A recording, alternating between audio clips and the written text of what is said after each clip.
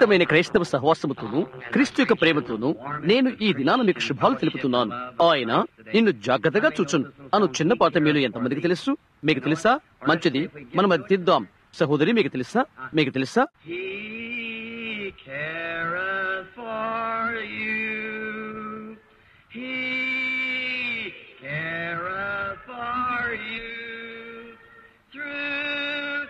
ఆయన నిన్ను జాగ్రత్తపరచును, ఆయన నిన్ను జాగ్రత్తపరచును. సూర్యకాంతుల్లోనూ మరి నీడ ఛాయల్లోనూ ఆయన నిన్ను జాగ్రత్తపరచును. ఓ, అదెంత బాగున్నది! మరలా అది మన ప్రయత్నం చేద్దాం.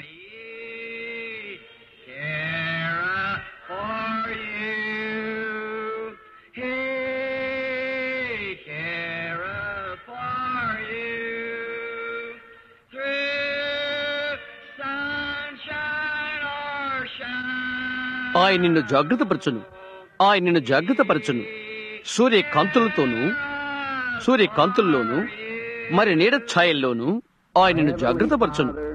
మా పరలోకపు తండ్రి, నేరస్తులైన పాపుల స్థానమును స్వీకరించుట కొరకై అమాయకుడైన దేవుని కుమారుని, నీ యొక్క స్వంత ప్రియ కుమారుని పంపి నీవు మమ్ము జాగ్రత్త తీసుకుంటూ కొరకై, అందుకు రుజువు కొరకై నీ ప్రేమను మా ఇళ్ల వ్యక్తము చేసేదివి. నీవిది చేసినందు కొరకై, మా ఇళ్ల జాగ్రత్త తీసుకుని మమ్మల్ని జ్ఞప్తించుకుందు కొరకై మేమెంతగానో ధన్యవాదాలు చెల్లించవలసి ఉన్నది. ప్రభువా, మేమెంతో హర్షిస్తున్నాము. ఈ మధ్యాహ్న వేళ ఆకాశ చక్రముల కింద కూడుకుని ఈ కూడికై నీ ఆశీర్వాదాలు కావాలని అడగటానికి మేమెంతో ఆనందిస్తున్నాము. ప్రభువా, ఇక్కడ ఉన్న ప్రతి ఒక్క పురుషుని, ప్రతి ఒక్క స్త్రీని, ప్రతి బాలుని, ప్రతి బాలికను లేఖనములు ఎంతో ఎక్కువగా చదువుటకు వారికి అనుగ్రహత దయచేయండి. సతాను వల్ల స్వాధీనపరచబడి ఉన్న లోకమును మేము ఎదుర్కొంటున్నాము. తండ్రి, దయ్యముల బలమును గుర్చి ప్రజలకు అవి ఏమి చేస్తున్నది అందును గుర్చి మేము చదువుచుండగా గొప్ప విశ్వాసాన్ని మాకు దయచేయండి. గొప్ప అద్భుతాలు, సూచనలు జరిగించమని మేము ప్రార్థన చేస్తున్నాము. క్రీస్తు నామమున దేవుని మహిమ కొరకై మేము అడుగుతున్నాము. ఆమేన్. త్వరగా అందులోకి వెళ్లి ఈ మధ్యాహ్నం ఇది చదువుదాం. సుమారు 15 నిమిషాల ముందుగా అది ఇంకా దయ్యపు శాస్త్రము మీదనే మాట్లాడుకుందాం. కొద్దిసేపటి క్రితమే నా స్నేహితుడి సహోదరు బేలర్ ద్వారా నాకు ఒక వర్తమానం అందినది, ఒక వార్త అందినది. నేను జూలై మధ్యలో ఆఫ్రికాకు బయలుదేరుతున్నాను కనుక అది నిర్ణయమైనది. అది ఇప్పుడు మేము తీర్మానించుకున్నాం. ఆ సమయంలో సహోదరు బాక్స్టర్ వెళ్ళలేదు కాబట్టి నేనే ఆఫ్రికాకు వెళ్ళవలసి ఉన్నది. కనుక ప్రభు నాకు సహాయం చేయు రీతిగా మీరు నాకై ప్రార్థించవలసి ఉన్నది. కారణం, నిజంగా నేను వెళ్ళవలసి ఉన్నది. అది ఆ కూడికలకు 2 లక్షల మంది ప్రజలు వచ్చేదరని నేను ఎదురు చూస్తున్నాను. నేను ఇక్కడ ఒక దర్శనాన్ని రాసుకుని ఉన్నాను. అది డిసెంబర్లో జరిగినది. దాని వలన మీరు మేలు పొందాలని నేను కోరుకుంటున్నాను. ప్రభుతో దర్శనం వచ్చినప్పుడు నేను ఒక ఉదయం వేళ నేను గదిలో ఉన్నాను. మీరు గమనించండి, అక్కడ నేను ఉన్నప్పుడు నేను దేవునికి అవిధేయుడయ్యాను. అమీబాను నేను ఏరుకున్నాను. అమీబా అంటే ఏంటో అది ఎరిగిన వారికి తెలుసు.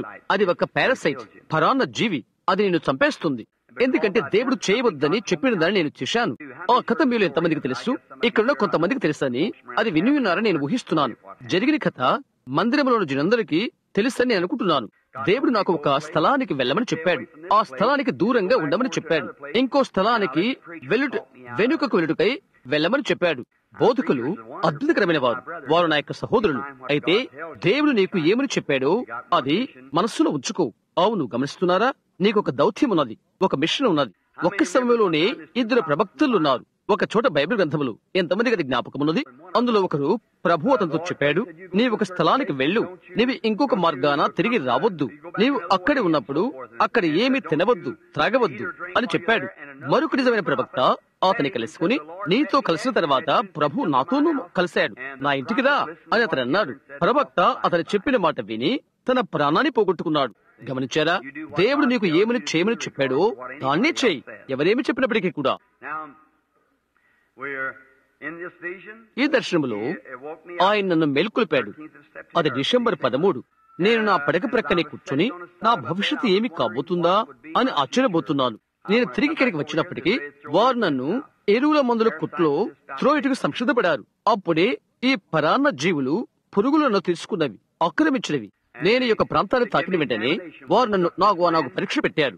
దేవుని యొక్క కృపను బట్టి వారు నన్ను ఇంటికి వెళ్ళ అనుమతించారు. ఎందుకంటే అది ఎంతగానో చెదిరిపోయినది. నేను ప్రార్థించి నేను దైవ సేవకుల వద్దకు వెళ్లిపోయాను. ఆ విధంగా వెళ్ళవద్దని ప్రభువు నాకు చెప్పాడు అని నేను చెప్పాను. ఓ, దేవుడు నీవు కాకుండా ఇంకొకరితో మాట్లాడాలి అని అన్నారు. నేనన్నాను, కౌరవుకు ఒక్కసారి అలాంటి తలంపే కలిగినది. కాబట్టి నేను వెళ్లిపోయి కొన్ని ఆకులు తెచ్చి వారి పాదముల పెట్టి నేను ఇలాగన్నాను, గుర్తుంచుకోండి, ఆ ప్రయాణం అక్కడ తీసుకున్నట్లయితే అక్కడికి వెళితే అది ఫలభరితము కాదు. ప్రభువు నామమున మనమంతా ప్రార్థన చేద్దాము, మనం తప్పక చేద్దాం. మేమంతా చనిపోవుటకు సంసిద్ధపడ్డాము. ఇతర దేశాలతో మీరు ఎంతగానో కలహపడుతున్నారు. ఉదాహరణకు ఒక చిన్న మిన్నల్ని నేను కుడుతున్నది, అది నీకు టిక్కి జ్వరం రావడానికి కారణమవుతున్నది. ఆ చిన్న వస్తువు అది నిన్ను కుట్టినప్పుడు నీకు జలబుడుతున్నట్లుగా నీవు భావిస్తే నీవు దాన్ని గీరకూడదు. నీవు చూడు, అది ఒక చిన్న నల్లని బుడత అయితే దాన్ని లాగవేయవద్దు. దానికి ఒక చిన్న తల ఉంటున్నది, అది చర్మముతో ఈ విధంగా తిరుగుతూ దాని త్రోవ కొరకై రంధ్రం వేసుకుంటున్నది. త్వరగా నీవు దాన్ని లాగితే నీవు దాని తలను లాగవేస్తావు. అందులో విషక్రిమి అందులో ఉంటున్నది, అది నిన్ను పడవేస్తుంది. కనుక గీయవద్దు, దాన్ని బయటకు లాగవేయవద్దు. కొంత క్రొవ్వును తీసుకుంటుంది, అది దాని వెనుక భాగం నుండి గాలిని పిలుస్తున్నది. దానిపై క్రొవ్వును కాల్చి అది బయటకు వెళుతున్నది. ఆ తర్వాత అక్కడ ఒక చిన్న దోమ ఉంటున్నది, అది ఒక శబ్దం కూడా చేయదు, అది నేరుగా గాల్లోకి వస్తున్నది. అది నిన్న అలా తగ్గుతుంది, అది అంతే. నీకు మలేరియా వస్తుంది. ఆ తర్వాత వారు ఒక దానిని మాంబా పాము అంటారు. అది నిన్ను కరిస్తే అది నిన్ను కుట్టిన తర్వాత నీవు 2 నిమిషాలు మాత్రమే బ్రతుకుతావు. ఆ తర్వాత పసుపు రంగు త్రాసుపాము ఒకటి ఉన్నది, అది కరిచిన తర్వాత 15 నిమిషాలే నువ్వు బ్రతుకుతావు. అలాంటిది ఒకటి నా కుమారునికి దగ్గరగా వచ్చినది. దాని తలపైన అతను చేయి పెట్టాడు. మేము దానిని తుపాకీతో కాల్చి వేయకముందు ఖర్చులకు తల పైకెత్తింది. ఒక నల్ల త్రాసుపాము ఉన్నది. అనేకమైనవి అలాంటి ఉంటవి. అపాయకరమైన అడవి మృగాలు అనేకముంటవి. సింహాలు, పెద్ద పులులు, చిరుత పులులు ఒకటి అడవిలో పొట్లాడుకుంటవి. ఇక వ్యాధులు, అన్ని విధాలైన వ్యాధులు అచ్చట ఉంటవి. నీ వెళ్ళినప్పుడు వాటన్నిటినీ నీవు ఎదుర్కొనవలసి వస్తుంది. అది మాత్రమే కాదు, కానీ అన్ని కోణాలు నీకు సవాలు విసురుటకు ఒక మంత్రగాడు ఒకడున్నాడు. అయితే ప్రక్క నుండి ప్రక్కకు ఒకదానినొకటి మన ప్రభు ఊపివేయట చూడగా అదంతటి ఆశ్చర్యకరమైన విషయం. ఆ దినాన నేను ఎక్కడ నిలబడి ఉన్నప్పుడు ఏమి జరిగింది నాకు జ్ఞాపకం ఉన్నది. మరొకసారి మరొక కూటములో నేను మీకు దాన్ని చెప్తాను. కారణం, ఈ మధ్యాహ్న వేళ నా పాఠంలోనికి నేను వెళ్ళటకు ఆశిస్తున్నాను, దయ్యపు శాస్త్రమును గూర్చి. అయితే ఇప్పుడు అంతము ఏమయుడును అని నేను అక్కడ కూర్చుని ఆలోచన చేస్తూ ఉన్నాను. సముద్రం దాటి వస్తూ అక్కడ మనం ఉన్నప్పుడు 100,000 మంది మార్పు చెందిన వారు అక్కడ ఉంటారని నాకు తెలుసు. పెద్దబడిన సహోదరుడు బోస్వర్త్ నా ఎద్దకు వచ్చాడు. సహోదరు బోస్వర్త్, బాగున్నారా అని అడిగాను. సోదరు బ్రహ్యామ్, నిన్ను బట్టి నేను గర్విస్తున్నాను. జీవితం యొక్క ఆరంభంలో నీవున్నావు అని అన్నాడు అతడు. అంతా అయిపోయిందని నేను ఊహిస్తున్నాను అని నేను అన్నాను. 40 సంవత్సరాలు నాకు దాటినవి. నేను మంచి పోరాటం పోరాడి నా పరుగు తుదముట్టించాను అని అనుకుంటున్నాను అని అన్నాను. అతడు అన్నాడు, 40 సంవత్సరాలు దాటినవా? నీవు రక్షించబడక ముందే నేను పెద్దవాడను. నేను ఇంకా మంచివానిగానే ఆరోగ్యంగానే ఉన్నాను అని చెప్పాడు. అతడు తన 80లో ప్రవేశిస్తున్నాడు. మంచిది, బహుశా నిజమే కావచ్చును అని నేను అనుకున్నాను. కనుక అతను అన్నాడు, నీవు ఇప్పుడు స్వచ్ఛమైన క్రొత్త బ్రహ్మాము. నీవు ఏ విధంగా కుటాలను స్వాధీనం చేసుకోవాలో నీకు తెలుసు. సరైన కూటముల క్రమాల్లో నీవు అమెరికాను సరైన విధంగా నీవు సంధిస్తే, ఒక స్థలములో ప్రకటనలు మొదలైనవి చేస్తూ 6-8 వారాలు ఒక స్థలంలో కూటములు ఏర్పాటు చేసినట్లయితే నీవు ఒకటి చేయగలుగుతావు. అయితే మన ప్రభు కొరకు అది అని అన్నాడు. కాబట్టి మేము ఆ విధంగా ముందుకు వెళ్లిపోయాము. అదెంతో బాగున్నది. ఆ తర్వాత కొంచెం కాలం తర్వాత నేను అమెరికాలో ఉన్నప్పుడు నేను ఒక దర్శనాన్ని చూశాను. తిరిగి నేను ఆఫ్రికాకు వెళ్ళినప్పుడు నేను డర్బన్ ఎదురుగా కూర్చొని ఉండినప్పుడు ఆ విషయం నాకు చూపించబడినది. మొదటి కూటము పడమడికి వెళ్తూ ఉన్నది, చరిత్రలో తెలిపోయినది. రెండవ కూటము పెరిగిపోయింది, అది అలాగైపోయి మొదటి కూటమి కంటే పెద్దదైపోయినది. నేను ఒక పెద్ద కేక విన్నాను. ఒక దేవదూత పరలోకం నుండి దిగవచ్చుట. ఆయన గొప్ప వెలుగును కలిగి ఉన్నాడు. ఇక్కడ మన ప్రక్క నిలబడిన దేవదూత ఎల్లప్పుడూ కూడా నా కుడి ప్రక్కనే, ఈ ప్రక్కన నిలబడును. అది అక్కడ నిలబడి ఉన్నది, అది చుట్టూ తిరుగుతున్నది. ఆయన క్రింద ఈ మనుషుడు నిలబడి ఉండటం నేను చూశాను. ఆయన కాదు. నీవు ఆయన చూసినప్పుడు అది దర్శనము కాదు సుమా. నీవు నా వైపు చూస్తున్నప్పుడు ఎంత నిజమో అది అంత నిజం. ఆయన మాట్లాడుట, నడుచుట నీవు వినగలవు. అదేదైనా అది నిజం, ఆ దర్శనం కాదు. నీవు ఎలాగ నిలబడి ఉన్నావో అలాగే అక్కడ ఆయన నిలబడి ఉంటాడు. నీ యొక్క స్వరం నా యొక్క స్వరం ఎలాగుంటుందో అలాగుంటుంది. ఆ విధంగా ఉంటుంది ఆయన స్వరము. అయితే దర్శనం అయితే అది నీ ఎదురు తెరవబడుతున్నది, అది నీవు చూస్తావు. అయితే ఈ మనిషి నడుస్తూ అక్కడ నిలబడి ఉన్నాడు. ఏమి జరగబోతున్నదో ఆయన నాకు చెప్పాడు. ఈ దేవదూత దిగి వచ్చి నా మార్గమును చూడమని ఆయన నాకు చెప్పాడు. అది ఇండియా వైపునకు వలె నాకు కనిపించినది. అది ఇండియాలో నేను చెప్పటం లేదు, అయితే అది దానికి సమీపంగా అయితే వారు ఇండియా దేశ ప్రజలు. ఎందుకంటే ఆఫ్రికా వారు ఎత్తుగా, లావుగా, బలంగా ఉండే ప్రజలు. వాళ్ళు కొందరైతే 7 అడుగుల ఎత్తు, 280-300 పౌండ్ల బరువు, స్థూల దేహులు వారు. జూలు వారు, షుంఘాయ్, బొస్సటో, ఇంకా ఎన్నెన్నో తెగలవారు వారు. నేను మాట్లాడుతున్నప్పుడు 15 రకరకాల తెగలవారు అక్కడ కూర్చుని ఉన్నారు. నేను ఆ విధంగా ఒక మాట చెబితే, యేసుక్రీస్తు దేవుని కుమారుడు అని చెప్తే అందరూ అనువాదికులు దాన్ని అర్థం చెప్పినప్పటికీ నేను మంచినీళ్లు త్రాగగలుగుతాను.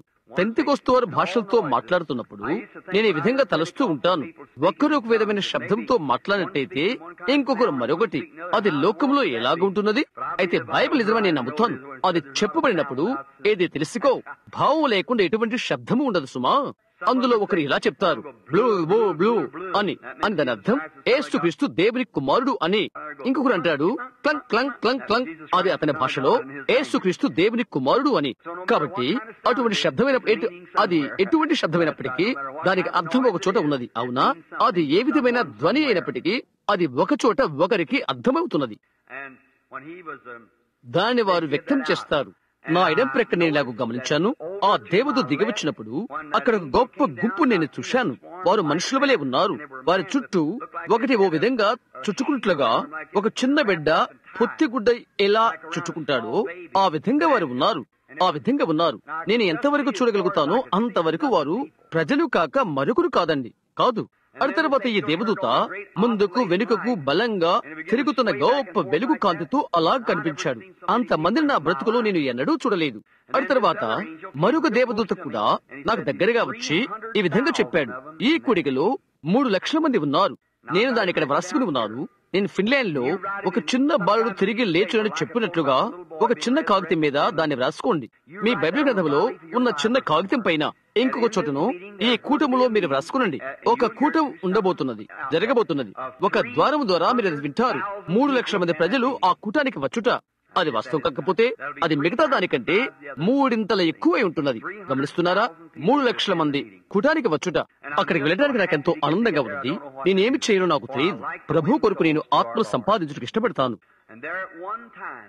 అక్కడనే ఒక పర్యాయం నిగూఢ అన్య జనాంగము 30,000 మంది వేదిక పిలుపుతో యేసుక్రీస్తు వద్దకు వచ్చుడు జరిగినది. 30,000 మంది అన్యులు. ఇప్పుడు మనం మన పాఠములోనికి త్వరగా వెళ్దాము. నిన్నటి రోజు మనం దయ్యాల యొక్క యుక్తులను గురించి చదివాము. దేవుడు నన్ను నడిపించుకున్నది నేటి దినాన నేను ఆలోచన చేస్తూ ఉన్నాను. వ్యక్తపరచుట్లో ఉన్నటువంటి స్వాతంత్రత నీకు తెలియదు. నేను ఉపాధ్యాయుని కాను. ఎప్పుడు కూడా బైబిల్ వివరణదారునిగా నేను ఉంటాను. నా యొక్క విద్యాభ్యాసము 7వ తరగతి హద్దును దాటిపోలేదు. పాఠశాల నుండి 25 సంవత్సరాల క్రితమే నేను బయటికి వచ్చాను. కాబట్టి అది ఎంతో దూరమైన సమయం. నాకు ఎక్కువ విద్య నాకు లేదు. అయితే నాకు తెలిసినంత కూడా ఆత్మ ప్రేరేపణ చేత పొందుకుంటే ఆ యొక్క ఆత్మ ప్రేరేపణ బైబిల్ గ్రంథానికి సరిపోకపోతే అలాంటప్పుడు అది తప్పవుతున్నది. గమనిస్తున్నారా? అది బైబిల్లో ఉండవలసి ఉన్నది. అది ఎటువంటి ఆత్మ ప్రేరేపణ అయినప్పటికీ అది రావాల్సి ఉన్నది. ఇక్కడే దేవుని పునాది ఉన్నది. ఇది కాకుండా మరొక పునాది వేయబడదు. ఇది ఏమైనది నేను చెప్పేదంతా దీనికి వ్యతిరేక్తమైతే నా మాటలు అబద్ధమని నీవనుకో. ఎందుకనగా ఇది సత్యం. గమనిస్తున్నారా? దీనికి వ్యతిరేక్తంగా ఒక దేవదూత నీకు ఒకటి చెప్పినప్పటికీ చెప్తే అతడు శాపగ్రస్తుడు కాక అని పౌలు చెప్పాడు. చివరికి అతడు వెలుగుదూత అయి ఉన్నప్పటికీ అనేకమైన గంభీరమైన విషయాలు ఉన్నవి. ప్రజలకు ఈ పాఠాన్ని చెప్పుల కొరకై నేను 2 దినాలు ఏర్పాటు చేసుకున్నాను. అది నిన్న, ఈ రోజు మధ్యాహ్న వేళ కూటాలు. నేను ఎందుకు ఆ విధంగా చేశానంటే ప్రభువు నాకు సహాయం చేస్తే నాకు నేను కొంత ఇచ్చుకుంటాను. నా గుండెల్లో ఒకటి ఉన్నది. అది ఈ గొప్ప వర్తమానం తర్వాత నేను చెప్పిన నిజమని దేవుడు తానే నిర్ధారణ చేసిన తర్వాత ఆయన వాక్యము ద్వారా మొదట, తర్వాత సూచనలు, గుర్తుల ద్వారా నేను తలుస్తున్నాను. సంఘానికి సువార్త సత్యముతో సంఘానికి తెచ్చుటకు దేవుని ఎడల నేను బద్ధుడై ఉంటుంటాను. అవును, అనేకమైన నిర్మాణాత్మక సంఘాలలో ఎంతో పగుళ్ళు ఉన్నవి, విభేదాలు అందులో ఉన్నవి. అది తప్పు. మనము తిరిగి దించినప్పుడు మనమందరము దేవుని బిడ్డలం అంతే. గమనిస్తున్నారా? విషయం యొక్క సత్యమేదంటే మనమందరము దేవుని బిడ్డలమని మనము తెలుసుకోవాలని కోరుతున్నాడు. జ్ఞప్తించుకోండి, సొలొమోను ఆలయము లోకమాంతటా తెగవేయబడినది. ఇక్కడ ఒక రాయి ఈ విధంగా వంగిపోయినది, అక్కడ ఒక రాయి ఆ విధంగా వంగిపోయినది, ఒకటి ఇటువైపు తెగిపోయినది, ఒకటి అటువైపు తెగిపోయినది. అయితే అవి కలిసి వచ్చినప్పుడు లేక అవన్నీ ఏకమవుతున్నప్పుడు రంపం యొక్క ఝుంకారము ధ్వని కాని సుత్త యొక్క శబ్దము కాని లేదు. ప్రతిదీ వాటి వాటి స్థానాలుగా వెళ్లిపోయినవి. దాని నేర్పే ఉపాధ్యాయుడు దేవుడే. అసెంబ్లీస్ అని, చర్చ్ ఆఫ్ గాడ్ అని పిలువబడుతున్న సంఘము దేవునికి ఉన్నది. ఒకటి ఈ విధంగాను, ఒకటి ఆ విధముగాను ఉన్నవి. అయితే అవన్నీ ఒక చోటకు చేరుకున్నప్పుడు సహోదర ప్రేమ కలిగిన ఒక పెద్ద గుంపు ఒకటి ఉన్నది. దేవుడు ఆ సంఘాన్ని సమ్మేళనము చేసి ఆమెను ఆకాశంలోనికి ఆయన కొనిపోతాడు. ప్రఖ్యాతిగాంచిన ప్రతి ఒక్క చిత్రపటము కూడా కళామండపములో దాన్ని ఉంచవలసినప్పుడు అది అక్కడ వేలాడదీయవలసి ఉన్నది, లేక తగిలించవలసి ఉంటున్నది. ప్రథమంగా అది విమర్శకుల కూటమి యొద్దకు రావాల్సి ఉన్నది. ఆ కళాపూతన పూసిన ఆ వ్యక్తి ఒక గెస్టో లేదు, క్షమించండి, నేను అతని పేరును పిలవను. ఆఖరి భోజనం ద లాస్ట్ సపర్ ను చిత్రానికి ఇచ్చాడు. ఎలాగైతేనే అది అతని జీవిత మూల్యమే అవుతున్నది. అతడు ఆ చిత్రాన్ని చిత్రీకరించాడు. అది 25 లేక 10 సంవత్సరాలు అవుతున్నదని నేను అనుకుంటున్నాను. క్రీస్తును యూదాను చిత్రీకరించుటకు మధ్య గ్రహిస్తున్నారా? ఆ ఖ్యాతిగాంచిన చిత్రం ఒకే మనుషుడు యూదాను చిత్రీకరించుటకు క్రీస్తును కూడా చిత్రీకరించడానికి 10 సంవత్సరాలు కలతపడ్డాడు. అది మీకు తెలుసా? అవునా? అతడు అలాగూ చేశాడు. 10 సంవత్సరాల పాపం. ఒక గొప్ప సంగీత విద్వాంసుడు యూదా యొక్క స్థానం నుండి క్రీస్తు స్థానాన్ని స్వీకరించుటకు 10 సంవత్సరాలు నీవు తీసుకోవాల్సిన అవసరం లేదు. అది 10 నిమిషాలు తీసుకుని అదే నీకు చేయగలదు. పాపములు నీ ప్రవర్తనను సవాలు చేయగలదు. అయితే ఎలాగైతేనేమి ఆ చిత్రము అందరి విమర్శకుల మధ్యకు అది తీసుకుని రాబడినది. ఆ విధంగా నేను దేవుని సంఘాన్ని గురించి ఆలోచన చేస్తున్నాను. పిలువబడిన గుంపును గుర్చి. ఇందును బట్టి ఏ గాయము చేయాలని నా భావం కాదు. 7 సముద్రాల గుండా నేను యాత్ర చేశాను. 3వసారి ప్రపంచ యాత్రలో నేను ఉన్నాను. ప్రజలు పరిశుద్ధ గుండ్రాయ్ అని అంటారు. ప్రపంచంలో నేను పరిశోధించాను. నేను ఎక్కడ అలాంటి పరిశుద్ధ గుండ్రాయిని నేను కనుగొనలేదు. దయ్యం ప్రజలకు దాన్ని తాకాలు వేసినది అంతే. పరిశుద్ధ గుండ్రాయి అనేది లేదు. ప్రపంచంలో ఉన్నటువంటి ప్రపంచంలో వ్యవస్థాపకమైన ప్రతి 668 రకాలైన సంఘాలను గణాంక పరిశోధన నా యొద్ద ఉన్నది. అందులో ఏ ఒక్కటి పరిశుద్ధ గుండ్రాయిగా పిలువబడలేదు. అది ప్రభుత్వంలో నుండి వచ్చినది. ఏ ఒక్కటి పరిశుద్ధ గుండ్రాయి సంఘము లేదు నేను ఎరిగినంత వరకు. కనుక అది దయ్యం పిలిచినది. అయితే వీటన్నిటి ద్వారా దేవుడు ఒక చిత్రాన్ని చిత్రీకరించాడు. ఒకప్పుడు ఇక్కడ ఉన్న చిన్న సంఘాలు ఇలాగ ఉండేవి. ఇక్కడ ఉన్నటువంటి తలనరిసిన పెద్దలను నేను గమనిస్తున్నాను. నేను నిన్న గదిలో ఉండి చదువుకుంటున్నాను. ఒక దైవజనుడు వచ్చి ఇలా అడిగాడు, మీ నాన్నగారిని కరస్పర్శ చేయాలనుకుంటున్నాను అని మా బాబుతో అన్నాడు. సోదరు బాక్సులతో తదితరులతో మా అబ్బాయి లేచి లేదు అని త్వరగా అన్నాడు. అది నాకు ఇష్టం లేదు అని అన్నాడు. చూశారా, నేను దేవునికి మానవుడికి కూడా సేవకునిగా ఉండలేను. అయితే నా సహోదరులతో నేను కరస్పర్శ చేయుటకు ఇష్టపడతానని అనుకుంటున్నాను. నేను చేయుటకు ఇష్టపడతాను. దాని గురించి ఒకటి ఉన్నది. ఒక దైవ సేవకుడితో కరస్పర్శ చేయుటకు నేను ఇష్టపడతాను. దేవుని సేవకుడితో మాత్రమే కాదు, ప్రతి దేవుని బిడ్డతో కూడా నేను అది చేయటానికి ఇష్టపడతాను. నా భార్య నాకు అది చెప్పే వరకు, కొద్దిసేపటి వరకు కూడా అది నాకు తెలియలేదు. సరే, ప్రార్థన తర్వాత ఆయన తిరిగి వస్తాడు అని అతను చెప్పినట్లయితే అతను ఏమి చెప్పినది నేను చూసేవాడను. అతను ఏం చెప్తాడు నేను చూసేవాడను. అది మంచిదిగా ఉన్నది కనుక అలాగే చేయరాదని కొద్దిగా గద్దించేవాడను. అవునా? కనుక అది నిజమే. సహోదరుడు కొద్దిసేపటి క్రితమే చెప్పిన రీతిగా నీవు సరిగా చేయలేవు. నీవు చేశావా? అది రాత్రి వేళైతే నేను చిరిగిపోతాను. చూశారా, ప్రజలు ఇలాగా మాట్లాడుకుంటారు. ప్రతి ఒక్కరికి వ్యాధి ఉంటున్నది. వారు ఆ విధంగా మాట్లాడుకుంటుండగా వెంటనే దాన్ని గురించి చెప్పుటకు అక్కడ ప్రభుదూత ఉన్నాడు. అది నిజమే అని ఎరిగినటువంటి ఒక్కరు ఇక్కడ కూర్చొని నా వైపు చూస్తూ ఉన్నారు. కొద్ది నిమిషాలు, గంట క్రితం అది ఏమైనది ఎరిగినటువంటి ఒక స్త్రీ ఇక్కడ కూర్చుని ఉన్నది. గత రాత్రి ఆమెతో ఒకటి చెప్పబడి ఉన్నది. అది ఆమె అర్థం చేసుకోలేకపోయినది. అయితే అది ఈ రోజు అది జరిగినది. కాబట్టి ఆయన ఆమెతో మాట్లాడుతున్నప్పుడు దాని భావం ఏమిటో ఆమె ఇప్పుడు గ్రహించినది. ఎలాగూ అక్కడ నిలబడి ఆమెతో మాట్లాడుతున్నప్పుడు ప్రభుదూత నేరుగా వెళ్లి ఆ బాధ ఏదో ఆమెతో తెలియజేశాడు. అదంతా ఏదో ఆమె దేని గురించి ఆలోచన చేస్తున్నదో అది ఆమె ప్రేమైన వారిని గురించి దేవుడు అది చెప్పాడు. దాన్ని నిర్ధారణ చేసినది. ఏమి జరిగిపోతున్నదో తెలియచేశాడు. కాబట్టి ఇది ఖచ్చితంగా ఆ విధంగానే ఉంటున్నది. చూశారా, ఆ విధంగానే దేవుడు చెప్పాడు. సరే, కొన్నిసార్లు ప్రతి దర్శనము నిన్ను ఎక్కువ బలహీనం చేస్తున్నది. గమనించారా? మొదలు ఏమి జరుగుతుందో తెలుసా? నీవు రాత్రికి మందిరానికి చేరుకున్న తర్వాత నీవేమి చేయాలో తెలియని స్థితిలోకి నీవు సంపూర్తిగా విసిగిపోతావు.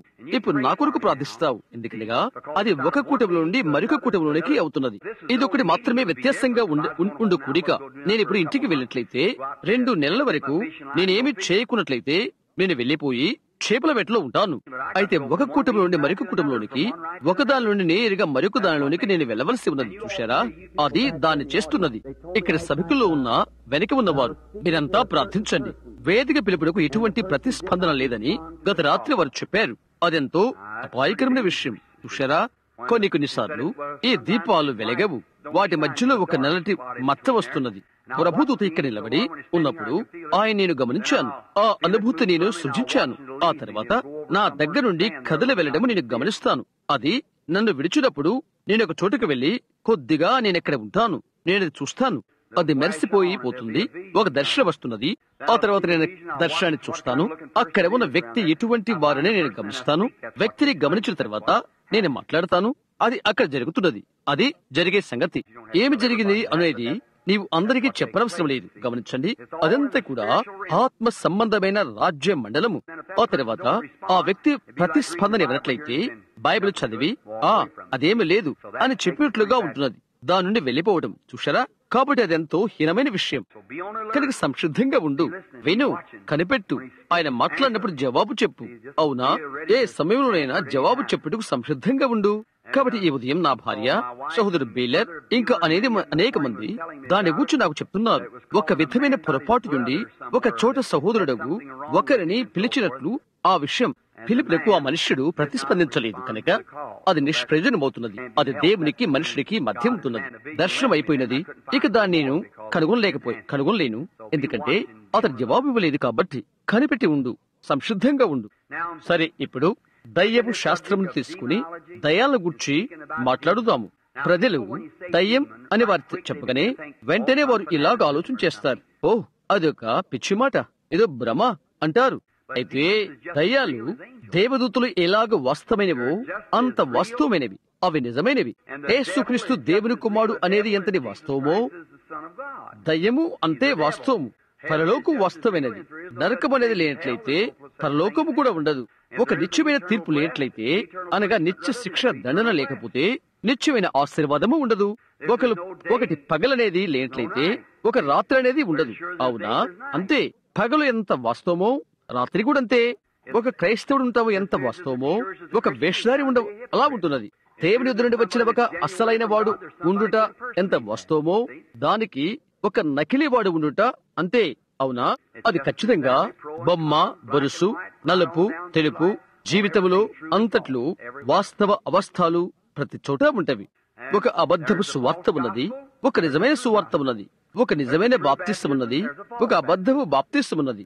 ఒక అనుకునే విశ్వాసం ఉన్నది, ఒక నిజమైన విశ్వాసం ఉన్నది. ఒక నిజమైన అమెరికా డాలర్ ఉన్నది, ఒక అబద్ధపు అమెరికా డాలర్ ఉన్నది. ఒక నిజమైన క్రైస్తవుడు ఉన్నాడు, ఒక నిజమైన వేషధారి ఉన్నాడు. చూశారా, అది ఒక నకిలీ. కనుక నీవు దాన్ని కనుగొనవలసి ఉన్నది. కాబట్టి అవన్నీ కలిసి వెళ్తుంటవి. మనము దాన్ని వేరు చేయలేము. దేవుడు వాటిపైన వర్షం కురిపించాడు. కొద్దిగా దాన్ని మాట్లాడటానికి ఆయన అనుమతి దయచేయును కాక. ఎంతమంది ఇక్కడ బోధకులున్నారో చేయతండి. బోధకులు అన్ని వైపులా మీ చేతులు చూయించండి. మంచిది సహోదరులారా, దేవుడు మనల్ని దీవించుడు కాక. ఇప్పుడు మీరు సిద్ధాంతంగా దీన్ని తీసుకోవద్దు. ఇది గంభీరమైన అంశాన్ని మనం సమీపించకముందు, ఈ గంభీరమైన విషయాన్ని మనం సమీపించకముందు అది ఏంటో నేను మీకు చెప్తాను. ఎంతమంది పెంతికోస్తు వారు ఇక్కడ ఉన్నారు? అన్ని చోట్ల నుండి మీ చేతులు పైకెత్తండి. మీరందరూ పెంతికోస్తు వారు. సరే, మీ యొక్క రాజ్యంలోకి, మీ శ్రేణిలోనికి నేను మొదట వచ్చినప్పుడు నాకు జరిగిన దాన్ని నేను చెప్పబోతున్నాను. ఇక్కడనే మిషాబాకా అను పిలువబడి స్థలంలో ఇండియానాలో నేను ఉండి ఉన్నాను. నేను మొట్టమొదటి చూసిన పెంతికోస్తు వర్గం వారు అసెంబ్లీస్ ఆఫ్ జీసస్ క్రైస్ట్ అను ఆ విధంగా పిలువబడి అద్భుతకరమైన వారు. ఇప్పుడు వారందరూ ఒకటే యునైటెడ్ పెంటికాస్ట్ అని పిలుచుకుంటున్నారు. వారు ఒకరికొకరు విడిపోయారు. ఎందుకంటే నీతి బాప్తిసం యొక్క కారణాన్ని బట్టి అది వారిని ఎటువంటి వేషధారులుగా చేయదు. వారి యొక్క శ్రేణిలో లేక వారిలో అనేకులు నిజంగా పరిశుద్ధాత్మను పొందిన తిరిగి జన్మించిన క్రైస్తవులు ఉన్నారు. యేసు నామములో బాప్తిసం పొందడం వలన దేవుడి వారికి పరిశుద్ధాత్మ ఇచ్చాడు. తండ్రి యొక్క కుమారుని యొక్క పరిశుద్ధాత్మ యొక్క నామములో బాప్తిసం పొందడం ద్వారా దేవుడి వారికి పరిశుద్ధాత్మ బాప్తిసం ఇచ్చాడు. కాబట్టి ఆయనకు విధేయులైన వారికి దేవుడు పరిశుద్ధాత్మను ఇచ్చాడు. కనుక ఎవరు పొందుతారు? ఆయనకు విధేయులైన వారు. అక్కడే నీవు ఉన్నావు.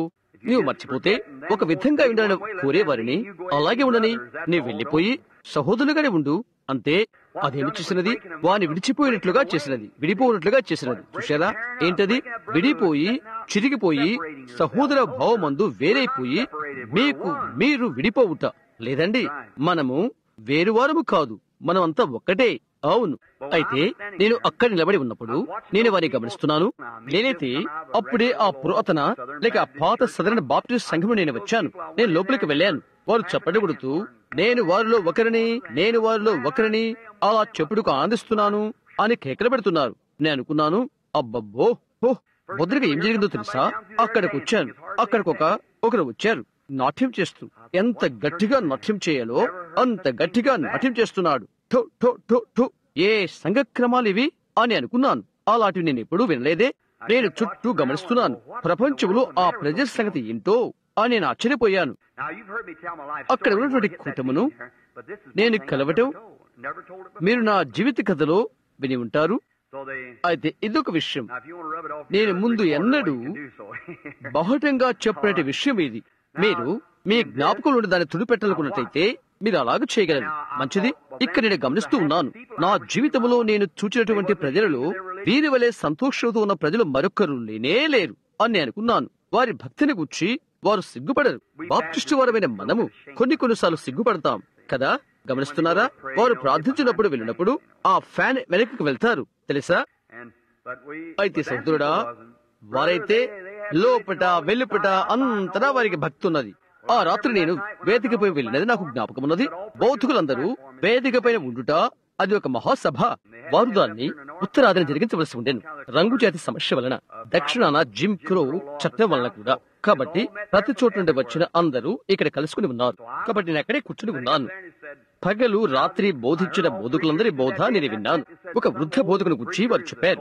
ఒక రంగు జాతిక మనిషి మెడ చుట్టూ కొద్దిగా ఉంగరాల జుట్టు కలిగి ఉన్నాడు. పొడవైన బోధకుని కోటు ధరించి ఉన్నాడు. వంకాయ రంగ కోటు. అది వేడిగా ఉన్న వాతావరణం. దీనుడైన ఆ పెద్ద వృద్ధ మనిషి ఇలా వచ్చాడు. అతను అన్నాడు, నా ప్రియమైన బిడ్డలారా, అతను అన్నాడు, నేను మీకు చెప్పాలనుకుంటున్నాను. ఈ విధంగా సాక్ష్యం ఇచ్చాడు. అతను వేదిక పైన కూర్చున్న వారందరిలో నేనే చిన్నవాడను. ఆ తర్వాత అతను ఇలాగూ చెప్పాడు, నేను మీకు చెప్తున్నాను, ఏబు గ్రంథం నుండి అతడు ఆ పాఠాన్ని స్వీకరించాడు. నేను భూమికి పునాది వేసినప్పుడు నీవెక్కడ ఉంటేవి? నీకు వివేకము కలిగి ఉండేలా చెప్పుము. ఈ మిగతా బోధకులందరూ కూడా క్రీస్తుని గురించి మాట్లాడుతున్నారు. వారి వరుస క్రమమును బట్టి నేనవి ఆలకించి ఆనందించాను. అయితే ఆ వృద్ధుడైన బాలుడు కాదు. భూమి ఆరంభము కాకమునుపే 10,000 సంవత్సరాల వెనుకకు అతను వెళ్లిపోయాడు. అతను ఆకాశంలోకి వెళ్లి మేఘముల గుండా వచ్చాడు. ఏమేమి జరిగినదో అట్టి దానితో పగటిపూట జరిగిన దాన్ని వారు బోధించారు. రాత్రిపూట పరలోకములో ఏమి జరిగినదో దాన్ని ఇతను బోధించాడు. ఆ వెనుక నిశ్చిత్వంలో ఒక చోటనున్న నిఠారుగా ఉన్న ఇంద్రధనుస్సు పైకి అతను క్రీస్తును తెచ్చాడు. 5 నిమిషాలు కూడా అతను బోధ చేయలేదు. ఆ వృద్ధుడు ఒకటి అతన్ని పట్టుకున్నది. అతని గాల్లోకి ఎగిరిపోయాడు. మడిమల్లు జాడించాడు. హోప్పే అని అరుపులు అరిచాడు. నేను ఇక్కడికి వచ్చినప్పుడు ఎంత స్థలం ఉందో అంత స్థలం అతనికి ఉన్నది. అతను చెప్పాడు, బోధ చేయుటకు తగినంత సమయం మీరు నాకు ఇవ్వలేదు అని చెప్పి వెళ్లిపోయాడు. నేను తలంచాను, 80 సంవత్సరాల వయస్కులకు ఒక మనిషికి అలా ఉన్నట్లయితే అది నాకు ఏమి చేస్తున్నది? అదే నాకు కావలసి ఉన్నది. అయితే నేను కలిగి ఉన్నది ఇది. ఇప్పుడు మనం దయాలను గురించి మాట్లాడుకుంటున్నాము. నేను ఏమి పొందుకుని ఉన్నాను? నేను 2 పురుషులను గమనించాను. ఒకరు ఒకవైపు కూర్చుని ఉన్నారు, ఇంకొకరు మరొక వైపు కూర్చుని ఉన్నాడు. పరిశుద్ధాత్మ పడినప్పుడు అనగా పరిశుద్ధాత్మను పొందినప్పుడు ఆ 2 మనుషులు లేచి భాషలు మాట్లాడుతూ కేకలు పెడుతున్నారు. వారి నోట్లోని తెల్లని నురుగు ఉమ్మి వస్తున్నది. నేను అనుకున్నాను, నాకు అది ఉన్నట్లయితే ఎంత బాగుండును. ఎంతటి ఆశ్చర్యం! చూశారా, నేనది ప్రేమించాను. సరే, నేను జొన్న పొలంలోనికి వెళ్ళాను. నా జీవిత కథ మీకు చెప్పాను. దాన్ని మీరు పుస్తకం ముందు చదివి ఉన్నారు. రాత్రంతా నేను నిద్రపోయాను. తిరిగి నేను మర్నాటి ఉదయం వచ్చాను. నేను దానిని పరీక్ష చేద్దాము అనుకున్నాను. విషయాలు తెలుసుకునే మార్గం ఒకటి ఉన్నది. అది నాకు దేవునికి తప్ప మరొకరికి తెలియదు. కాబట్టి నేను ఒక ఉపమానం తీసుకుని మనిషిని ఆత్మను తెలుసుకోవడానికై నేను వెళ్లిపోయాను. మీరు దాన్ని ఇక్కడనే వేదిక యొద్ద మీరు తెలుసుకోగలరు. ఆ తర్వాత వారిలో ఒకరితో నేను మాట్లాడటం జరిగినది. వారెంతో సమీపంగా ఉన్నట్లుగా ఉన్నారు. చేతులు కలిపి నాట్యం చేస్తూ కేకలు పెడుతున్నట్లుగా వారు నాకు అగుపించారు. ఓహో, అది నాకెంతో నిజంగా అనిపించినది అని అనుకున్నాను. అందులో ఒకరి చేయి పట్టుకుని, అయ్యా బాగున్నారా అని అడిగాను. మీరు బాగున్నారా అని అతను అడిగాడు. చాలా మంచి వ్యక్తి, పెద్ద మనిషి, అలాగ పోలినవాడు. మీరు దైవ సేవకులా అని నేను అడిగాను. లేదండి, నేను సాధారణ సభ్యుడిని అని అన్నాడు అతడు. అతని ఆత్మను పట్టుకుంటానికై నేను అతనితో చిన్న సంభాషణ ఆరంభించాను. చూశారా, అది అతనికి తెలియదు, ఎవరికీ అది తెలియదు. దాని గురించి నేను చెప్పలేదు. నేను అది తెలియచేయకముందు, సంవత్సరాలు దాటిన తర్వాత నేను తెలియచేశాను. కాబట్టి నేను అది తెలుసుకోకముందు అది సత్యాన్ని మ్రోగించినది. సంపూర్ణంగా ఒక క్రైస్తవ మనుషుడే అతడు. సంపూర్ణ నిశ్చయంగా అతడు దైవభక్తుడే అతడు. సహోదరుడా, అది మంచిది అని అనుకున్నాను. అయితే విదూరమైన విషయం ఏంటంటే, ఆ తరువాత మనిషి నేను కలిసినప్పుడు అది వ్యతిరేక్తంగా ఉన్నది. అతని భార్య కాని ఆమెతో అతని సంబంధం కలిగి జీవిస్తున్నాడు కూడా. అవును, దర్శనంలో అతని పైకి లాగబడినది నేను చూశాను. అరే, అది అలాగ ఉండకూడదే అని అనుకున్నాను. వీరి మీద ఉన్న ఆత్మ మంచి ఆత్మ కాదు అని నేను తలంచాను. అదంతా కూడా అదే. ఆ రాత్రి నేను కూటానికి వెళ్ళాను. ఆశీర్వాదాలు కురుమరించబడుతున్నవి. నేను దేవునికి ప్రార్థన చేశాను. పరిశుద్ధాత్మ, ప్రభు యొక్క దూత, అది పరిశుద్ధాత్మే అని సాక్ష్యమిచ్చాడు. ఆ మనుషుని మీదను ఈ మనుషుని మీదను ఒక్క ఆత్మే కృమ్మరించబడుతున్నది. పరిశుద్ధాత్మ పడినప్పుడు ఇద్దరు నిలబడి, ఇద్దరు కేకలు పెట్టి, ఇద్దరు అరుపులరిచి ప్రభువును స్తుతించి భాషలతో మాట్లాడుతూ నాట్యం చేశారు. అది అలా రాలేదు ప్రభువా, అది బైబిల్ గ్రంథం నందు వాస్తవమని నేను చూడలేదు అని నేను అన్నాను. ఒకవేళ ఇప్పుడు నేను మోసపరచబడుతున్నానేమో అని అన్నాను. చూశారా, నేను బైబిల్ని ఖచ్చితంగా మూల సిద్ధాంతంగా తీసుకుంటాను. అది ఇదే ఉండవలసి ఉన్నది.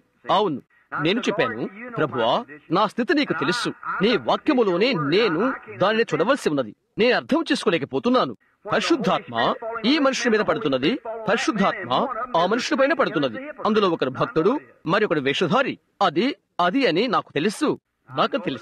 నేను ఆ మనుషులు తీసుకుని అది అతనికి రుజువు చేయగలను, లేదా అక్కడే బయటకు పిలిచి నేనది అతనికి చెప్పగలను. గత రాత్రి అక్కడ కూర్చున్న ఆ మనిషి చెప్పిన రీతిగా అతనికి మోసగాడు కాక మరియొకడు కాదు. అక్కడ కూర్చున్న ఒక్కరు, అది నేను బయటికి పిలవలసి ఉన్నది. అయితే అతను లేచి గడబిడలు చేసేవాడు. కూటమి ఉన్న కారణం చేత నేనది పోనిచ్చాను. అయితే అతడు నాకు తెలుసు. అవునండి, గత రాత్రి ఆ వెనకాల కూర్చున్న ఇద్దరులో ఒకరు ఇక్కడ నగరంలో ఒక సంఘానికి సంబంధించిన వాడు. నిజంగా విమర్శకులు. నేను వారిని చూశాను. అయితే నీవది చేస్తే గందరగోళం ఏర్పడుతున్నది. అనేక సార్లు నేనది చూశాను. నేనది అలాగే వదిలివేశాను. అది మంచిదే, దేవునికి తెలుసు, ఆయనే న్యాయాధిపతి. నన్ను ఒకసారి పిలవమనండి.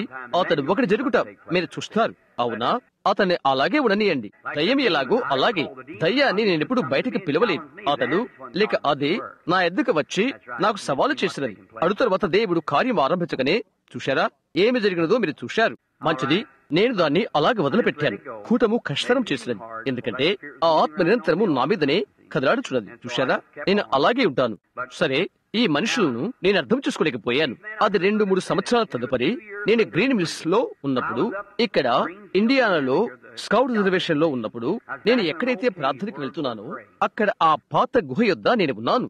అక్కడే నేను అడిగాను, ప్రభువా, ఆ గుంపు వారు ఎటువంటి వారు అవుతారు? నాకు అర్థం కావటం లేదు. నా జీవితంలో కలిసిన అతి శ్రేష్టమైన ప్రజలు, అది ఏ విధంగా చెడ్డ ఆత్మ అవుతుందో నాకు అర్థం కావట్లేదు. నా హృదయం యొక్క యథార్థత నీకు తెలుసు. నేను ఎంతగా నిన్ను ప్రేమిస్తున్నానో, నిన్నెంత సేవించానో నీకు తెలుసు. ఇక్కడ ఉన్నటువంటి నాతో ఉన్నటువంటి అదే ఆత్మ వారిపైన ఉన్నది. అది అక్కడ అతని మీద ఉన్నది ఒకటే అని నేను ప్రార్థించాను. కనుక నాకు అది అర్థం కాలేదు. ప్రభు తన కనికరం వల్ల దిగివచ్చి అదేంటో ఇక్కడ నాకు చూయించాడు. మొదట అది లేఖన సంబంధమైనది కావలసి ఉన్నది. నీ బైబిల్ తీసుకో అని ఆయన చెప్పాడు. నేను నా బైబిల్ తీసుకున్నాను. నేను ఆ బైబిల్ తీసుకున్న తర్వాత 10 నిమిషాల వరకు ఎటువంటి వాక్యము రాలేదు. కొద్ది నిమిషాలు నేను అలా కనిపెట్టి ఉన్నాను. ఆయన మరలా చెప్పాడు. నేను విన్నాను. హెబ్రీ 6వ అధ్యాయం త్రిప్పి ఆరంభం నుండి చదువు. నేను అలాగనే చేశాను. అది అక్కడ వచ్చినప్పటికీ ఈ విధంగా చెప్పబడినది. ఎట్లనగా భూమి తన మీద కురి వర్షము ఎవరి కొరకు వ్యవసాయం చేయబడుతుందో, అయితే ముళ్ళ తుప్పులను గచ్చ తెగలను దాని మీద పెరిగినేలా అది పనికి రానిదని విసర్జింపబడి తుదకు అది కాల్చివేయబడును. దానిని నేరుగా నేను పొందుకున్నాను. అది అక్కడే ఉన్నది. దేవునికి ధన్యవాదాలు. అది అక్కడే ఉన్నది. చూశారా, యేసు చెప్పాడు, విత్తువాడు విత్తనముల విత్తుటకు బయలు వెళ్ళాడు అని. అవునా, ఆయన చెప్పలేదా? ఇక్కడున్న మీరందరూ క్రైస్తవులు. ప్రతి ఒక్కరూ చేతులు పైకెత్తారు. పెంతెకోస్తవారైనప్పటికీ, ఎవరైనప్పటికీ తిరిగి జన్మించిన క్రైస్తవులు. అవును, ఆయన చెప్పాడు, విత్తువాడు విత్తనముల విత్తుటకు బయలు వెళ్ళాడు. అతడు నిద్రించున్నప్పుడు ఆయన విశ్రాంతి మరణం మధ్య. అవునా, గమనిస్తున్నారా? అతడు నిద్రించున్నప్పుడు శత్రువు వచ్చి పొలములో గురుగులు చల్లిపోయాడు. గురుగులనగా ఏంటి? కలుపు మొక్కలు, గచ్చ తీగలు అనగా ముళ్ళ మొక్కలు మొదలగునవి. వ్యవసాయకుడు అనగా బోధకుడు ఈ గురుగులు పెరిగినట్టు చూచి నేను వెళ్లి వాటిని లాగివేస్తాను అని అన్నాడు. ఆయన చెప్పాడు, వద్దు వద్దు, నీవు గురుగులను కూడా పెరికివేస్తావు. అవి రెంటిని కలిసి ఎదగనివు. ఇక్కడ పొలములో గోధుమలు ఉన్నవి, అక్కడే తీగలు, తూలగుండు కాయలు, మురుగుడు నాచు మొదలగునవి ఉన్నవి. అవునా? అయితే అందులోనే గోధుమలు కూడా ఉన్నవి. ఇప్పుడు వర్షం వస్తున్నది భూమిపైకి దాన్ని తడపడానికి. వర్షం ఎందుకు వస్తున్నది? దూలగొండులను తడుపుటకు కాదు. ఇప్పుడు మెలకువతో గమనించండి, రకరకాల తీగలను తడుపుటకు కాదు సుమా. వర్షము గోధుమ పంటపై పడుతున్నది. అయితే దూలగొండలు నాచు మొక్కలు కూడా గోధుమ వలె దప్పిగొంటవి. ఒకే వర్షము గోధుమపై పడినటువంటి ఒకే వర్షము నాచు మొక్కలపైన కూడా పడుతున్నది. ఆ చిన్నది పాతదైన నాచు మొక్క సంతోష ఆనందాలతో నిఠారువుగా నిలబడుతున్నది. ఏ విధంగా గోధుమ నిఠారువుగా నిలబడుతుందో అలాగే వారి యొక్క ఫలముల వల్ల మీరు వారిని తెలుసుకుందరు. అక్కడే నీవు ఉన్నావు కనుక గమనించండి, ఒకే పరిశుద్ధాత్మ ఒక వేషధారిని దీవించగలదు. ఆర్మేనియన్ వారైనా మిమ్మల్ని కొందరని అది ఢీకుంటుంది. అయితే అది సత్యం సుమా, అది సత్యమే. పరిశుద్ధతను గూర్చి బోధించబడుతుంటారు. పరిశుద్ధతను నేను నమ్ముతాను. అయితే ఒకే పరిశుద్ధాత్మ నీతిమంతులపైన అనీతిమంతులపైన పడుతున్నది. అయితే వారి యొక్క ఫలముల వలన మీరు వారిని తెలుసుకుంటారు. నేను ఇక్కడ చూచి గోధుమ తెచ్చుటకు వెళ్ళినట్లయితే గోధుమ తెస్తాను. నాచు అంతా దాని చుట్టూ చుట్టుకొని ఉంటున్నది. గోధుమకై పడినటువంటి ఒకే వర్షం వలన అదే జీవిస్తుంది. వర్షము నాచు మొక్కలపై పడుటకు పంపబడలేదు, అది గోధుమకై పంపబడినది. నాచు మొక్కలు గోధుమ పొలములో ఉండి మిగతావి ఎలాగ మేలు పొందుతున్నవో అలాగే లాభం పొందుతున్నవి ఇవి. గోధుమ బ్రతుకుడు కొరకై ఏ వర్షము ఉపకరిస్తుందో ఆ వర్షమే నాచు బ్రతకటానికి ఉపయోగపడుతున్నది. మనకు బోధించబడుతున్న రీతిగా ప్రకృతి సంబంధమైనవన్నీ ఆత్మ సంబంధమైన వాటికి పొలికై ఉన్నవి. అక్కడే అది ఉన్నది. అది సంగతి. దయ్యపు శాస్త్రము. దయ్యాలు క్రైస్తవ్యాన్ని పోలి నడుస్తున్నవి, లేక దయ్యాలు క్రైస్తవ్యాన్ని అనుకరణ చేస్తున్నవి. అయినప్పటికీ ఆశీర్వాదాలతో సహోదరులారా, నీవది తీసుకున్నట్లయితే అది మేగడ తీసిన పాలు కాదు సుమా. గమనించు గమనించు, అది సత్యమే. కాబట్టి నేను కేకవిస్తున్నాను. కాబట్టి ఈ రోజు నేను రక్షించబడలేదు. నేను రక్షించబడినట్లుగా భావిస్తున్నాను కనుక నేను రక్షించబడలేదు. నేను ఈ బైబిల్ గ్రంథంలోని దేవుని నియమాలన్నింటినీ పాటిస్తున్నాను కనుక నేను రక్షించబడలేదు. యేసు చెప్పి ఉన్నాడు, నా మాట విని నన్ను పంపిన వాని విశ్వాసము చూడ నిత్యజీవము గలవాడు. అతను తీర్పులోనికి రాక మరణములోని జీవంలోనికి దాటి ఉన్నాడు. నేను అది నమ్ముతున్నాను. అవును, ఆ పై నియమాల బట్టి నేను రక్షించబడ్డాను. ఎందుకనగా అలాగనని దేవుడు చెప్పాడు. కాబట్టి బలమైన గాలి నా ముఖాన్ని తాకినది కాబట్టి నేను రక్షించబడ్డానని అతను చెప్పినట్లయితే అది అద్భుతమే. అది నన్ను తాకక ముందు ఆ బలమైన గాలి ఎక్కడి నుండి వచ్చినదో నేను తెలుసుకోవాలి. చూశారా? ఆ బలమైన గాలి నిన్ను తాకినప్పుడు ఎలాంటి జీవితాన్ని నీవు జీవిస్తున్నావు చూశారా? గమనిస్తున్నారా? నీ ఫలము వలన నీవు తెలియబడతావు. కాబట్టి దయ్యాలు క్రైస్తవుల మధ్య పనిచేస్తున్నవి. నీవది నమ్ముతున్నావా? పౌలును చూడు, ఇక్కడ కడవరి కాల వర్షం ఉన్నది. ఇక్కడ మీరెవరైనా ఉన్నట్లయితే నన్ను క్షమించండి. మీకు విరోధముగా నేనేదైనా చెప్పినట్లయితే అసెంబ్లీస్ వారితోనూ కానీ బాప్టిస్టు వారితోనూ మరెవరితోనూ కానీ నేను మీకెవరికి వ్యతిరేకంగా చెప్పట్లేదు. ఏది సత్యమై ఉన్నదో అదే నేను చెప్తున్నాను. అది సత్యమే. మీరెక్కడ దిగిపోయారో అది ఇక్కడే. ప్రవక్తలు కాని వారిని మీరు ప్రవక్తలు చేస్తున్నారు. ప్రవక్తలనగా చేతులు పైన పెట్టి పంపించిన వారు కాదు, ప్రవక్తలు జన్మెత్తిన వారు. అవునా? బైబిల్ గ్రంథమునందు ప్రవచన వరం అనేది ఉన్నది. అక్కడే మీరు చేస్తున్న పొరపాటు. ప్రవచనము ప్రవక్తల మధ్య. పూర్వకాలమందు నానా సమయంలో నానా విధములుగా మన పితరులతో దేవుడు ప్రవక్తల ద్వారా మాట్లాడాడు. ఈ కడవరి దినాల్లో ఆయన కుమారుడైన యేసుక్రీస్తు ద్వారా ఆయన మాట్లాడాను. క్రీస్తు శరీరము 9 ఆత్మ వరములతో కార్య నిర్వహణ జరుగుతున్నది. అది ఈ రాత్రి వేళ ఈ స్త్రీ వల్లే కావచ్చును. మరి అన్నాడు ఆమె జీవితములో అది మరలా లేకపోవచ్చును. అది ఈ స్త్రీ ద్వారా మరొక రాత్రి కావచ్చును. బహుశా ఈ పురుషుని ద్వారా ఇంకొకసారి కావచ్చును. మరొకసారి ఆ వెనకాల ఉన్న ఆ ఒక్కరి ద్వారా కావచ్చును. అది ఆమెను ప్రవక్తగా చేయలేదు. ఏ ఒక్కరిని అది ప్రవక్త చేయలేదు సుమా. అది నీలోనున్న ప్రవచన వరము. ఆ మనిషి లేక ఆ ప్రవచనము సంఘానికి ఇవ్వబడక ముందు అది 2-3 ఆత్మ సంబంధులచే పరీక్షించబడవలసి ఉన్నది. అవునా? పౌలు చెప్పినట్లుగా మీరు ఒకరి వెంబడి ఒకరు ప్రవచనం చెప్పవచ్చును. ఈ వ్యక్తికి ఏదైనా ఒకటి బయలుపరచబడినట్లయితే అతను నెమ్మదిగా ఉండవలెను. అలాగైతే ఈనాటి బోధ ద్వారా వారు అందరినీ ప్రవక్తలుగా చేసినట్లు అవుతున్నది కాదు. పెంతెకోస్తు సంఘమా? కాదు. మనకున్న విషయాలన్నీ సంశయ సందేహాలతో ఉన్నవి. అందుచేత మన విషయాలన్నీ బైబిల్ ప్రకారంగా చక్కబెట్టుకునే వరకు దేవుడు రాలేడు. అవునది వాస్తవం. నీవు సరైన త్రోవలోనికి రావాల్సి ఉన్నది. గృహ నిర్వహణ కొల పట్టికను నీవు చూడకుండా నీవు ఎలాగన ఒక గృహాన్ని కట్టగలుగుతావు? చూశారా, నీవు సరిగా ఆరంభించవలసి ఉన్నది. అక్కడ ఒక ప్రవక్త ఏ ఒక్కరు యెషయా, మోషేలు ఎదురు నిలవలేకపోయారు. ఒకానొక దినాన కోరహు అని ఒకడు నిలవబడి అతనితో వాదించి కోరాడు. దేవుడు చెప్పాడు, నీవు ప్రత్యేకపరచుకో, నేను భూమిని తెరవబోతున్నాను. ప్రవక్త జన్మతోని ప్రవక్త, పిలుపును వరములను మారు మనసు లేకుండానే కలుగును. బాల్యము నుండి అది ముందుగానే దేవుని చేత ఏర్పాటు చేయబడి ఉన్నది. అతను చెప్పిన ప్రతిదీ సత్యమై రుజువు చేయబడి నిరూపణ అవుతున్నది. అతను చెప్పిన ప్రతిదీ సంపూర్ణ సరళతో ఉంటున్నది. ప్రవక్త దగ్గరకు వచ్చినది దేవుని యొక్క వాక్యము. అయితే ప్రవచన వరము సంఘములో ఉంటున్నది. నీకిప్పుడు చెప్పవచ్చును, ప్రవక్తలు పాత నిబంధనలోని వారు అని. ఓ కాదు, క్రొత్త నిబంధనలు కూడా ప్రవక్తలు కలిగి ఉన్నారు. అగబు క్రొత్త నిబంధనలో ప్రవక్త. అక్కడ పడిన ప్రవచన ఆత్మను చూడు, పౌలుకు దాని గురించి చెప్పుట.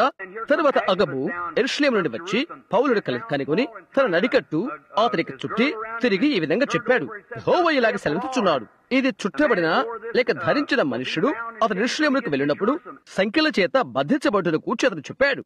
అక్కడ నిలబడి అహాబు జరగబోచున్న దాన్ని ముందుగా చెప్పాడు. అతడు ఒక ప్రవక్త, ప్రవచన వరమును కలిగిన ఒక మనుషుడు కాదు. నా పెంతెకోస్తు స్నేహితులారా, స్వస్థత వరము ఆ మిగతా వరములను మీరు కలగూరు గంప చేస్తున్నారు. కృపావరములు సంఘములో ఉన్నవి. సంఘములో ఎవరికైనా వర్తిస్తవి. శరీరంలోకి బాప్తిసం పొందిన ఏ ఒక్కరికైనా ఒక్క ఆత్మ వలన మనమందరము బాప్తిసం పొందితిమి. మరియు బైబిల్ చెప్తుంది, సరే నేను స్వస్థత వరమును కలిగి ఉన్నాను. బైబిల్ చెప్తుంది, మీ పాపములు ఒకరితో ఒకరు ఒప్పుకొనుడి, మీరు ఒకరి కొరకు ఒకరు ప్రార్థన చేయుడి. ప్రతి ఒక్కరు మరి ఒకరి కొరకు ప్రార్థన చేయవలను. మనము విడియవిడిగా ఉన్న వర్గము కాదు, మనం ప్రోగు చేయబడిన చేరికుండా గుంపై ఉంటున్నాం. అవునా? సరే, ఇప్పుడు దయ్యములు కొన్నిసార్లు ఏ విధంగా పనిచేయనో చూద్దాం. పౌలు ఏమి చెప్పాడో గమనించండి. ఒకరు భాషతో మాట్లాడవాలని, మరొకరు అర్థము చెప్పవాలని అతను ఏమి చెప్పినది దాన్ని వినిన సంఘం ఎదుట దాన్ని విమర్శింపవలసి ఉన్నది. అది లేఖనాన్ని వల్లించుడి కాదు, లేక అలాంటిది మరొకటి కాదు. దేవుడు తిరిగి వల్లించబడాడు. అయితే అది సంఘానికి హెచ్చరిక అవుతున్నది. తర్వాత మంచి న్యాయాధిపతులు చెప్పినట్లయితే మనం అది స్వీకరిద్దాం. మనం అదంతా ప్రభుకు సంబంధించినదే. రెండో వ్యక్తి చెప్తాడు, మనం అది స్వీకరిద్దాం. 2 లేక 3 నోటి సాక్ష్యం చేత ప్రత్యేక మాట స్థిరపరచబడవలేను. ఆ తర్వాత సంఘం అది స్వీకరించి దాని కొరకై సంసిద్ధపడుతున్నది. చెప్పినదేదో అది జరగనట్లయితే అలాంటప్పుడు మీ మధ్య దయ్యపు ఆత్మ ఉన్నది. అవునది వాస్తవము. అది జరిగితే దేవునికి ధన్యవాదాలు. అలాంటప్పుడు దేవుని ఆత్మ మీ మధ్య ఉన్నది. అవునా? అక్కడి మీరు గమనించి జాగ్రత్త పడవలసి ఉన్నది. కనుక బలవంతము చేయటకు తొందరపడవద్దు. నాకు నీలి వర్ణపు కళ్ళు ఉన్నప్పుడు నేను గోధుమ వర్ణపు కళ్ళు తయారు చేసుకోలేను. గమనించారా? నీలి వర్ణపు కళ్ళతో నేను తృప్తి పొందవలసి ఉన్నది. అక్కడనే ఆత్మ సంబంధమైన ప్రజల రాజ్యం యొద్ద దయ్యాలు పనిచేస్తున్నవి. ఇప్పుడు మనం ఒక నిగూఢమైన దానిలోకి వెళుతున్నాము. అది అంత పెద్ద నిగూఢమైనది కాదని నేను అనుకుంటున్నాను. మొదటి సమయంలో 28 ఈ సమయంలో ఇక్కడ కొంత లేఖన భాగాన్ని చదవాలని ఆశపడుతున్నాను. మీరు జాగ్రత్తగా వినాలని కోరుతున్నాను. దయ్యాలు నేను మీ యొద్దకు తెచ్చి అవి ఏ విధంగా సంఘములోనే నేరుగా పనిచేస్తున్నవి, అక్కడ ఏ విధముగా సాతానుడు ప్రతి నిజమైన దాన్ని పొలియుంటున్నాడు అని నేను మీకు తెలపాలనుకుంటున్నాను. అది మీకు దయ్యాలు క్రైస్తవుల మధ్యకి వచ్చుట, వారు నకిలీలుగా ఉండుట, అది బైబిల్ ప్రకారంగా మీరు చూడగలరు. అనేక సార్లు ప్రజలు ఇలా చెప్తారు, నేను యేసుక్రీస్తును నమ్మియున్నాను అని చెప్పినప్పుడు వారు క్రైస్తవులు అని మనం నిర్ధారిస్తుంటాము. దయ్యములు అదే నమ్మి వణుకుతున్నవి. నీవు రక్షించబడి ఉన్నావనటకు అది గురుతు కాదు. రాబోతున్న ఈ ముందు రాత్రుల్లో ఒక రాత్రి నేను ఏర్పాటు గురించి తీసుకోవాలని అనుకుంటున్నాను. అప్పుడు మీరు రక్షణ అంటే ఏదో చూస్తారు. అవును, దాని గురించి నీవు చేయవలసింది ఏదీ లేదు. మొదటి స్థానమందు గాని ఆఖరి స్థానమందు కానీ దాని గురించి నీవు చేయనిది ఏదీ లేదు. దేవుడు ఒక మనిషిని ఉచితముగా రక్షించును. అబ్బాయ్, అదెంత లోతునకు కూర్చుకునిపోయినది. అవును కదా? మనం ఇక్కడ ఉండగానే నీవు నీ పరిస్థితిని లేక నీ పద్ధతి నుండి బయటకు రావాల్సి ఉన్నది. అవును, సరే. మన యొక్క విశ్వాసానికి అబ్రహాము ప్రారంభము. అవునా? అబ్రహాము వాగ్దానాన్ని కలిగి ఉన్నాడు. అబ్రహాము గొప్ప వ్యక్తి కాబట్టి దేవుడు అతనిని పిలిచాడు అని నేను అనుకోనా? కాదండి. బాబేలు ప్రాంతమైన కల్దీల దేశంలో నుండి ఊర్ అను పట్టణం నుండి అతను బయటికి వచ్చాడు. దేవుడు అతనిని పిలిచి అతనితో నిబంధన చేశాడు. వడంబడిక లేకుండగానే, అబ్రహామా, నేను రక్షించబోతున్నాను, నిన్ను మాత్రమే కాదు నీ సంతానంలో కూడా. వడంబడిక లేకుండగానే దేవుడు నరుడితో నిబంధన చేశాడు. ప్రతిసారి కూడా నరుడు ఆ నిబంధన విడగొడుతున్నాడు. ఏనాడు కూడా మానవుడు తన నిబంధనలను దేవునితో కాపాడుకోలేదు. ధర్మశాస్త్రం ఇప్పుడు గైకొనబడలేదు. వారు ధర్మశాస్త్రం గైకొనలేకపోయారు. క్రీస్తు వచ్చి తానే ధర్మశాస్త్రాన్ని ఛేదించాడు. ఎందుకంటే కృప ఏనాడు రక్షకుని అనుగ్రహించున్నది. తప్పించుకుని ఒక మార్గాన్ని మోషే ఏర్పాటు చేశాడు. ఆ తర్వాత ప్రజలు వారు ఇంకా ఒకటి చేయగలిగారు. నరుడు ఎల్లప్పుడూ కూడా తన్ను రక్షించుకుంటూ కొరకై ఏదో ఒకటి చేస్తూ ఉంటాడు. నీవు అది చేయలేకపోయినప్పటికీ కూడా అది అతని యొక్క స్వభావము. ఏదైనా తోటలో అతని దిగంబరి తను తాను తెలుసుకున్న వెంటనే అతడు అంజూరు పాకులతో కొన్ని వస్త్రాలు తయారు చేశాడు. అవును కదా? అయితే అవి పనిచేయవని అతను తెలుసుకున్నాడు. నరుడు, నీకు నీవు రక్షించుకున్నటకు మరి వేరే ఏదీ లేదు. యుగాలన్నింటిలో కూడా దేవుడు నిన్ను వడంబడిక లేకుండగానే నిన్ను రక్షించును. నీవెప్పుడు రక్షించబడ్డావో అప్పుడే రక్షించబడ్డావు. అబ్రహామును చూడు, అతను ఎక్కడికి వెళ్ళాడు. దేవుడు అతనికి పాలస్తీనా దేశాన్ని ఇచ్చాడు. అక్కడి నుండి వెళ్ళవద్దని అతనికి చెప్పాడు.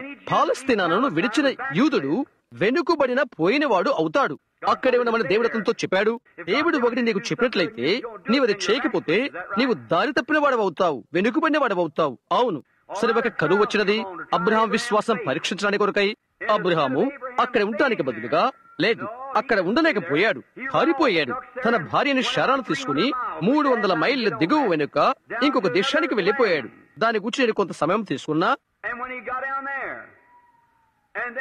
అతను అక్కడ చేరుకున్న తర్వాత అక్కడ ఈ పెద్ద రాజైన అబీమెలెకు ఉన్నాడు. అతను ఒక యవనస్తుడు. ఒక ప్రియురాలి కొరకై అతను ఎదురు చూస్తూ ఉన్నాడు. అందుచేత అబ్రహాము భార్యపై ప్రేమలో పడిపోయాడు. అబ్రహాము చెప్పాడు, నీవు అతనితో నా చెల్లెలవని చెప్పు, నేను నీ అన్నను అని అన్నాడు. కాబట్టి అది అబీమెలెకు ఆనందాన్ని కలిగించినది. మంచిది, మేము ఆమెను రాజ సౌధనానికి తీసుకుని వెళ్తాం అని అతను చెప్పాడు. నేను అనుకుంటున్నాను ఆ స్త్రీని సిద్ధపరిచారు. మరుసటి దినాన ఆమెను అతని వివాహం చేసుకోబోతున్నాడు. అబీమెలెకు మంచి వ్యక్తి, ఒక నీతిమంతుడైన మనుష్యుడు. ఆ రాత్రి అతను నిద్రపోతున్నాడు. ప్రభు అతనికి ప్రత్యక్షం ఎలాగూ చెప్పాడు, నీవు చచ్చిన వాడవై ఉన్నావు. ఆయన చెప్పాడు, పెళ్లి చేసుకుంటానికై నీవు అక్కడే ఉంచిన స్త్రీ ఆమె మరొక పురుషుని భార్య అని. గమనించండి, ఇప్పుడు మరొక పురుషుని భార్య. అతను అంటున్నాడు, ప్రభువా, నా హృదయం యొక్క యథార్థత నీకు తెలుసును, నా హృదయం యొక్క యథార్థత నీకు తెలుసు. ఆమె అతని చెల్లెలు అని ఆ మనుషుడు చెప్పాడు. ఆమె చెప్పలేదు. అతడు ఆమె అన్న అని చెప్పలేదు. ఒక నీతిమంతుడు, పరిశుద్ధుడైన మనుష్యుడు. దేవుడు చెప్పాడు, నీ హృదయం యొక్క యథార్థత నాకు తెలుసు, అందుచేతనే నాకు విరుద్ధముగా పాపము చేయకుండా నేను నిన్ను కాపాడి ఉన్నాను. అతడు నా యొక్క ప్రవక్త. హల్లెలూయా. అతడు ఎవరై ఉంటున్నాడు? ఒక వెనుకబడిన వాడై ఉంటున్నాడు. కొద్దిగా అబద్ధపడినవాడు. అవును కదా? ఓహో లేదు, కొద్దిగా తెల్ల అబద్ధాలు లేవు, లేక నల్ల అబద్ధాలు లేవు, లేదా అసలు అబద్ధాలే లేవు. అక్కడ ఒక మనిషి కూర్చొని సంపూర్తిగా అబద్ధం చెప్పి తన భార్యే ఆమె ఉన్నప్పుడు తన యొక్క సహోదరుని అతను చెప్పాడు. పొదను కొడుతున్న వెనుకబడినవాడు అతడు. ఇక్కడ ఒక నీతిమంతుడైన మనుషుడు దేవుని ఎదుట నిలబడి, ప్రభువా, నా హృదయం నీకు తెలుసు అని చెప్తున్నాడు. అయితే అబీమెలెకు, నేను నీ యొక్క ప్రార్థనను వినను, ఆమెను వెనుకకు తీసుకుని వెళ్ళు, అతను నీ కొరకై ప్రార్థన చేయని. అతడు నా ప్రవక్త, అతని ప్రార్థనను నేను వింటాను. అవునా? ఒక వెనుకబడిపోయినవాడు, అబద్ధికుడు. అయితే అతడు నా యొక్క ప్రవక్త. అది నిజం, అది బైబుల్. కాల్వినిస్టు వైపునకు ఆ దూరానికి వెళ్ళకు. ఒకసారి అది కృపే అయితే ఇక ఎన్నటికీ అది కృపయే. కారణం, అవహేళన వైపునకు నీవు వెళ్లిపోయావు. చూశారా? ఒక నిమిషం, అది తీసుకుని వచ్చి ఏ మెట్టులో ఉన్నది మీకు చూపించడానికి ఈ వారంలో సమయాన్ని తీసుకుందాం. అయితే నీవు ఒక తప్పు చేశావు కాబట్టి నీవు నిరంతరం అయిపోయావని తలంచవద్దు. నీవు దేవుని యొక్క బిడ్డవు. మీరు దేవుని ఆత్మలో జన్మించిన వారు. మీరు దేవుని కుమారులు, కుమార్తెలు. ఫలములు దాని సాక్ష్యాన్ని తెలియజేస్తవి. అక్కడే నీవున్నావు. ఇప్పుడు ఇక్కడ మనం ఈ దేశంలో కూర్చుని ఉన్నాము. ఇక్కడ నేను 6వ వచనం చదవాలనుకుంటున్నాను. సౌలు యెహోవా యొద్ద విచారణ చేయగా, యెహోవా స్వప్నం ద్వారానైనను, ఊరీము ద్వారానైనను, ప్రవక్తల ద్వారానైనను ఏమియు సెలవీయకుండెను. అప్పుడు సౌలు, నా కొరకు మీరు కన్న పిశాచము గల ఒక స్త్రీని కనుగొనుడి, నేను పోయి దాని చేత విచారణ చేతునని తన సేవకులకు ఆజ్ఞయ్యగా, కొద్దిసేపు ఇక్కడ నేనే కడ్డిని ఒకటి వేయగలను. నా కొరకు కన్న పిశాచము గల ఒక స్త్రీని కనుగొనుడి. వారు చిత్తము, ఎందోరులో కన్న పిశాచము గల యువతి ఉన్నదని అతనితో చెప్పారు. కాబట్టి సౌలు మారువేషం ధరించి వేరు బట్టలు తొడుక్కుని 2 మనుషులు వెంటబెట్టుకుని పోయి రాత్రి వేళ ఆ స్త్రీ యుద్ధకు వచ్చి కన్న పిశాచం ద్వారా నాకు శకునము చెప్పి నాతో మాట్లాడుటకై నేను నీతో చెప్పువాని రప్పించుమని కోరగా, ఆ స్త్రీ, ఇదిగో సౌలు చేయించదని నీకు తెలిసింది కదా, కన్న పిశాచము గల వారిని, చెల్లంగి వారిని అతని దేశంలో ఉండకుండా నిర్మూలము చేసిన కదా, నీవు నా ప్రాణము కొరకు ఉరియొగ్గి నాకు మరణమేలా రప్పించవు అని అతనితో అనెను. అందుకు సౌలు, యెహోవా జీవము తోడు, దీన్ని బట్టి నీకు శిక్ష ఎంత మాత్రమును రాదని యెహోవా నామమున ప్రమాణము చేయగా, ఆ స్త్రీ నీతో మాట్లాడటకై నేనెవరిని రప్పింపవలనని అడిగగా, అతడు సమూయేలును రప్పింపవలనను. ఆ స్త్రీ సమూయేలును చూచినప్పుడు బిగ్గరగా కేకవేసి, నీవు సౌలువే, నీవు నన్నెందుకు మోసపుచ్చితవని సౌలుతో చెప్పగా, రాజు, నీవు భయపడవద్దు, నీకు ఏమీ కనబడినదని ఆమెను అడుగగా, ఆమె, దేవదూతలలో ఒకడు భూమిలో నుండి పైకి వచ్చుట నేను చూచుచున్నానని. అందుకతడు ఏ రూపముగా ఉన్నాడని దాన్ని అడిగినందున అది, దుప్పుడు కప్పుకున్న ముసలివాడొకడు పైకి వచ్చుచున్నాడనగా, సౌలు అతడు సమూయేలు అని తెలుసుకుని సాగిలపడి నమస్కారం చేశాను. సమూయేలు, నన్ను పైకి రమ్మని నీవెందుకు తొందర పెట్టిదవని సౌలు అడగగా, సౌలు, నేను బహుశ్రమలో నున్నాను, ఫిలిష్తీయులు నా మీదకి యుద్ధమునకు రాగా దేవుడు నన్ను ఎడబాసి ప్రవక్తల ద్వారానైనను స్వప్నముల ద్వారానైనను నాకేమీ సెలవీయక ఉన్నాడు. కాబట్టి నేను చేయవలసిన దానిని నాతో తెలియచెప్పుటకై నిన్ను పిలిపించి అనెను. అందుకు సమూయేలు, యెహోవా నిన్ను ఎడబాసి నీకు పగవాడు కాగా నన్ను అడుగుట వలన ప్రయోజనమేమి? యెహోవా తన మాట తన పక్షముగానే నెరవేర్చుచున్నాడు. నా ద్వారా ఆయన సెలవిచ్చినట్టు నీ చేతి నుండి రాజ్యమును తీసివేసి నీ పొరుగువాడైన దావీదునకు దానినిచ్చి ఉన్నాడు. మీలో అనేకులు దీని గురించి పరిచయం కలిగి ఉంటారు. కొన్ని నిమిషాలలో మనం ఇందులోకి వెళ్దాం. అందులోకి వెళ్ళటకు దేవుడు మనకిప్పుడు సహాయం చేస్తాడు. ఇప్పుడు గమనించండి, సౌలు అన్న ఒక మనుషుడు ఉన్నాడు. ఒకప్పుడు అతడు ప్రవక్తగా పరిగణింపబడ్డాడు. ఎందుకనగా ప్రవక్తలతో కలిసి అతడు ప్రవచించాడు. ఉపదేశకులారా, అది వాస్తవమేనా? ఇక్కడైతే అతడు వెనుకబడిన వాడై ఉంటున్నాడు. అవునది నిజమేనా? అయితే జ్ఞాపకముచ్చుకోనండి, తరువాత రోజు అతనితో కలిసి అతడు ఉంటాడు. అవునది దినములు సంపూర్తి కాకముందే అతడు వెళ్లిపోయాడు. చూశారా? నీవు దేవుని లెక్క చేయకపోయినట్లయితే దేవుడు నిన్ను భూమి మీద నుండి తీసివేస్తాడు. అక్కడ కొరింథీయులకు రాసిన పత్రిక చూడు, పౌలు ఏ విధముగా వారిని క్రమములో ఉంచుతున్నాడో అతడు చెప్తున్నాడు. ఆత్మ సంబంధమైన ఏ కృపావరములోనూ మీరు లోటు లేని వారై ఉండట చూచి మీ నిమిత్తమై దేవునికి నేను రాస్తులు చెల్లించుచున్నాను. క్రీస్తులో వారు నిలకడ స్థానంలో ఉన్నారని చెప్తున్నాడు. ఆ తర్వాత అతడు సమ్మెట వేస్తున్నాడు. స్త్రీ బోధకుల గురించి వారేమి చేస్తున్నది, ఏ విధంగా వారు ప్రభు బలను భుజిస్తున్నది వారికి చెప్తున్నాడు. చివరకు అతడు ఈ విధంగా చెప్తున్నాడు, తన తండ్రి 2వ భార్యతో ఉంటున్న వాడిని గురించి, క్రీస్తులో ఉన్న ఈ మనిషి అతని ఆత్మ రక్షించబడి కొరకై, అతని శరీరం నశించుట కొరకై అతనిని దయ్యానికి అప్పజెప్పమని చెప్తున్నాడు. బైబిల్ ఈ విధంగా తెలియజేస్తున్నది. కాబట్టి ఈ కారణం చేత మీలో అనేకుల రోగులను బలహీనులు అవుతున్నారు, అనేకులు నిద్రిస్తున్నారు, పాపం వలన దినములు నిండక ముందే చనిపోతున్నారు. దేవుడు నిన్ను దారిలో నుండి తీసివేస్తున్నాడు. నీవు ఒక క్రైస్తవుడవని అది ఒక మంచి గురుతు. నీవు కొనిపోబడినట్లయితే. కాబట్టి ఇక్కడ గమనించు, సౌలు ప్రవక్తలలో ఒకరిగా లెక్కించబడ్డాడు, లేక అతడు ప్రవచించాడు కాబట్టి ప్రవక్తలలో ఒకడై ఉన్నాడు. ఇప్పుడు అతడు ఒక వెనుకబడిపోయినవాడు. ఎందుకనగా అతడు దేవునికి అవిధేయుడైపోయాడు. అతని రాజ్యము అతని చేతుల నుండి తీసివేయబడి దావీదు చేతులలో పెట్టబడినది. దేవుడు సమూయేలు చేత నూనె పోసి అతన్ని అభిషేకించాడు. గమనించు, ఆ తర్వాత దేవుని యొద్ద నుండి విషయాలను తెలుసుకోవటానికి వారికి 3 మార్గాలున్నవి. మొదటిది ప్రవక్త, రెండవది కల, మూడవది ఉరీము తుమ్మీము. ఇక మరొక రీతిలో వారికి జవాబు దొరకదు. ప్రవక్త అనగా ఏంటో మీకు తెలుసు, ఆత్మ సంబంధమైన కళ అంటే ఏదో మీకు తెలుసు, ఉరీము తుమ్మీము అంటే ఏదో మీకు తెలుసు. నిన్న ఒక మనిషిని ఉరీము అనగా ఏంటి అని అడిగాను. ఉరీము తుమ్మీముల గురించి ఆ మనిషి చెప్పలేకపోయాడు. దానిలో పెద్దాన్ని దయ్యము అనుకరణ చేయగలదు. మాంత్రికుడు, మంత్రిగత్తె, అబద్ధ ప్రవక్త మరియు తలుక్కును మెరిచే రాయి. ఉరీము తుమ్మీము అహరోను రూము భాగాన ఉండునవి. ఉరీము తుమ్మీము రాళ్ళ చేత కప్పబడి ఉంటవి.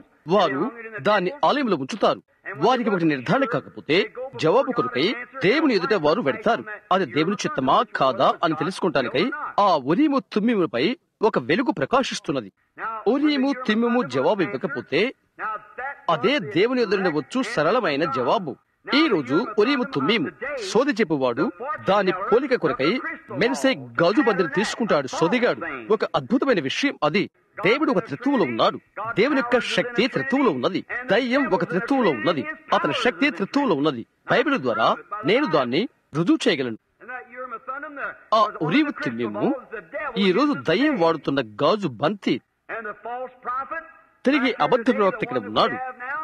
మనము కలిగి ఉంటున్న ఒకడు లేక మంత్రిగాడు లేక సోదిగాడు దయ్యం పక్షంగా ప్రవక్త స్థానాన్ని తీసుకున్నాడు. నా భావం ఏదో అర్థమైందా? తర్వాత ఈ రోజు ఉరీము తుమ్మీము ఈ యొక్క బైబిల్ గ్రంథమే. ఒకరికి ప్రవచనం పలికినా లేక ఒక కల కనినా అది దేవుని బైబిల్ గ్రంథానికి సరిపడినట్లయితే లేక ప్రతిధ్వనించకపోతే అది అబద్ధం. దానిని నమ్మవద్దు. నేను ఎక్కడికి వెళ్ళవలనని నిశ్చయించుకున్నాను అనగా ఇండియా నుండి ఒక చిన్న బౌద్ధికుడు కొద్ది కాలం క్రితం నా ఎదుకు వచ్చాడు. అతడు అన్నాడు, సహోదరు అబ్రహాం, నేను ఇక్కడికే వచ్చాను. ఇంకా ఎలాగ చెప్పాడు, ఒక స్త్రీ పరిశుద్ధాత్మని కలిగి ఉన్నది అంటున్నాడు. ఆమె ఎంతో మంచిది, ఎంతో మధురమైనది. అతను చెప్పాడు, ఆమె 4 సార్లు పెళ్లి చేసుకున్నది. ఇప్పుడు తను 4వ భర్తతో కాపురము చేస్తున్నది. నేను అనుకున్నాను, ప్రభువా, అది ఎలాగ సాధ్యం? చెప్తున్నాడు. నేను ఆయన వద్దకు వెళ్లి చెప్పాను, ఓ దేవునికి మహిమ కలుగును గాక, హల్లెలూయా, ప్రభుకు స్తోత్రం. ఆ విధంగా చెప్పేవారి వలె చెప్పాడు. చూశారా, హల్లెలూయా, ప్రభుకు స్తోత్రం అని ఇంకా చెప్పాడు.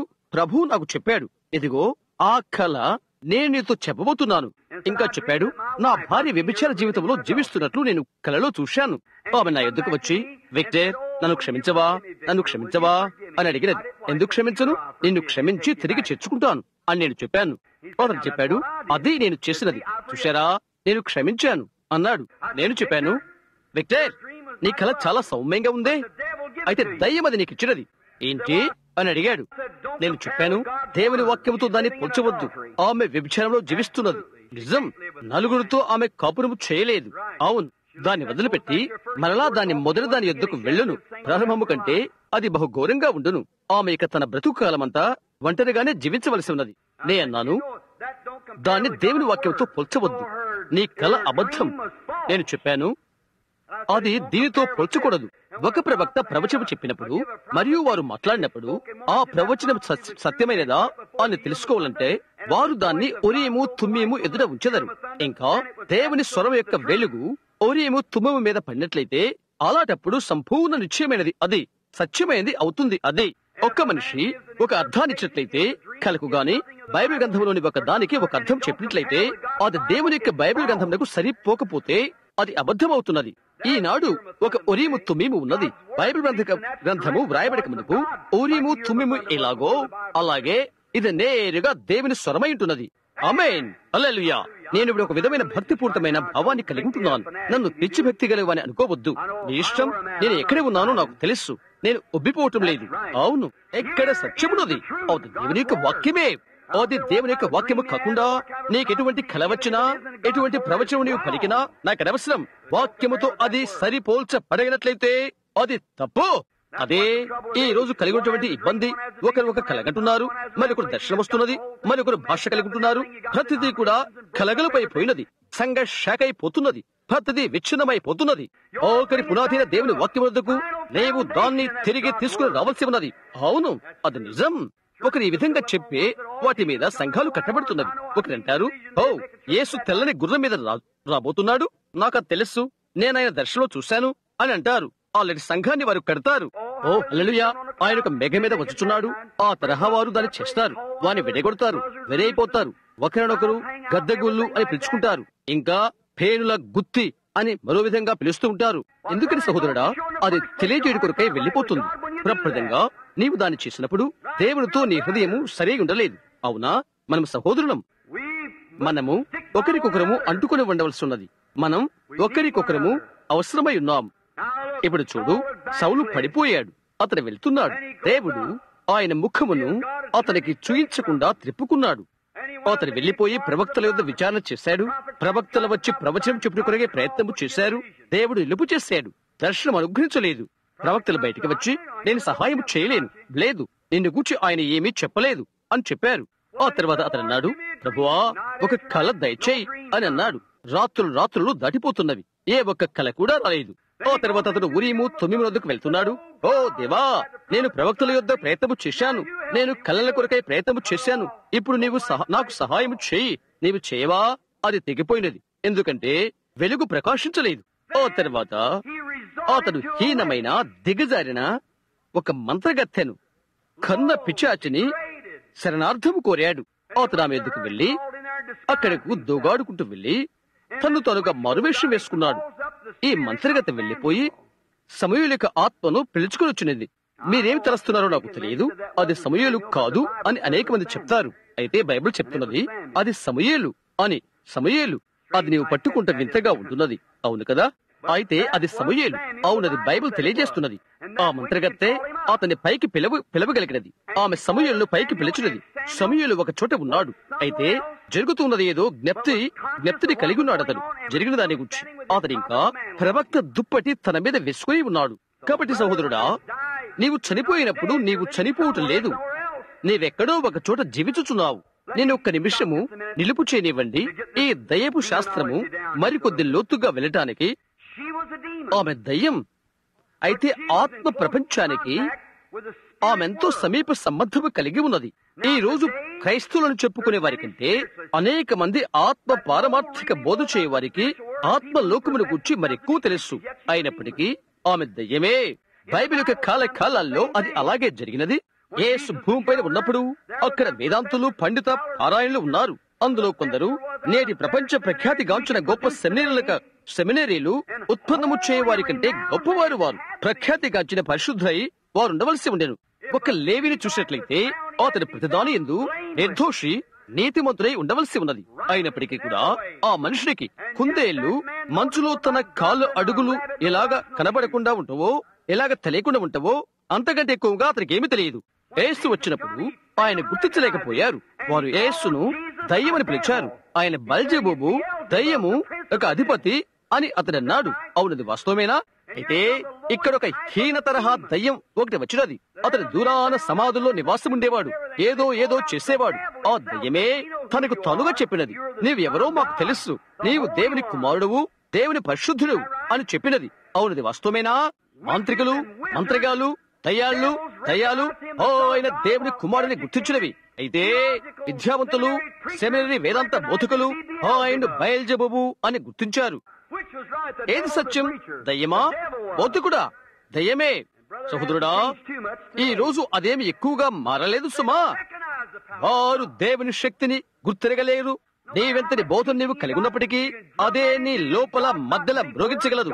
దేవుడు పెద్ద మాటల్లో లేడు, దేవుడు యథార్థ హృదయంలో ఉన్నాడు. నీవిక నిలబడి నాకు ఏంటో తెలియనటువంటి పెద్ద మాటలు నీవు మాట్లాడవచ్చును, అది నేను దేవుని యొద్దకు సమీపస్తునిగా చేయలేదు. నీవు ఇక్కడ నిలబడి నీ ప్రసంగాన్ని మరలా ఉచ్చరించు అనుకరణ చేయగలవు, అది నిన్ను దేవుని యొద్దకు సమీపస్తునిగా చేయలేదు. నీవొక క్షణమైనా నిద్రించకుండా నిఘంటువును నీవు నేర్చుకునగలవు, అయినను అది నిన్ను దేవునికి సమీపస్తునిగా చేయలేదు.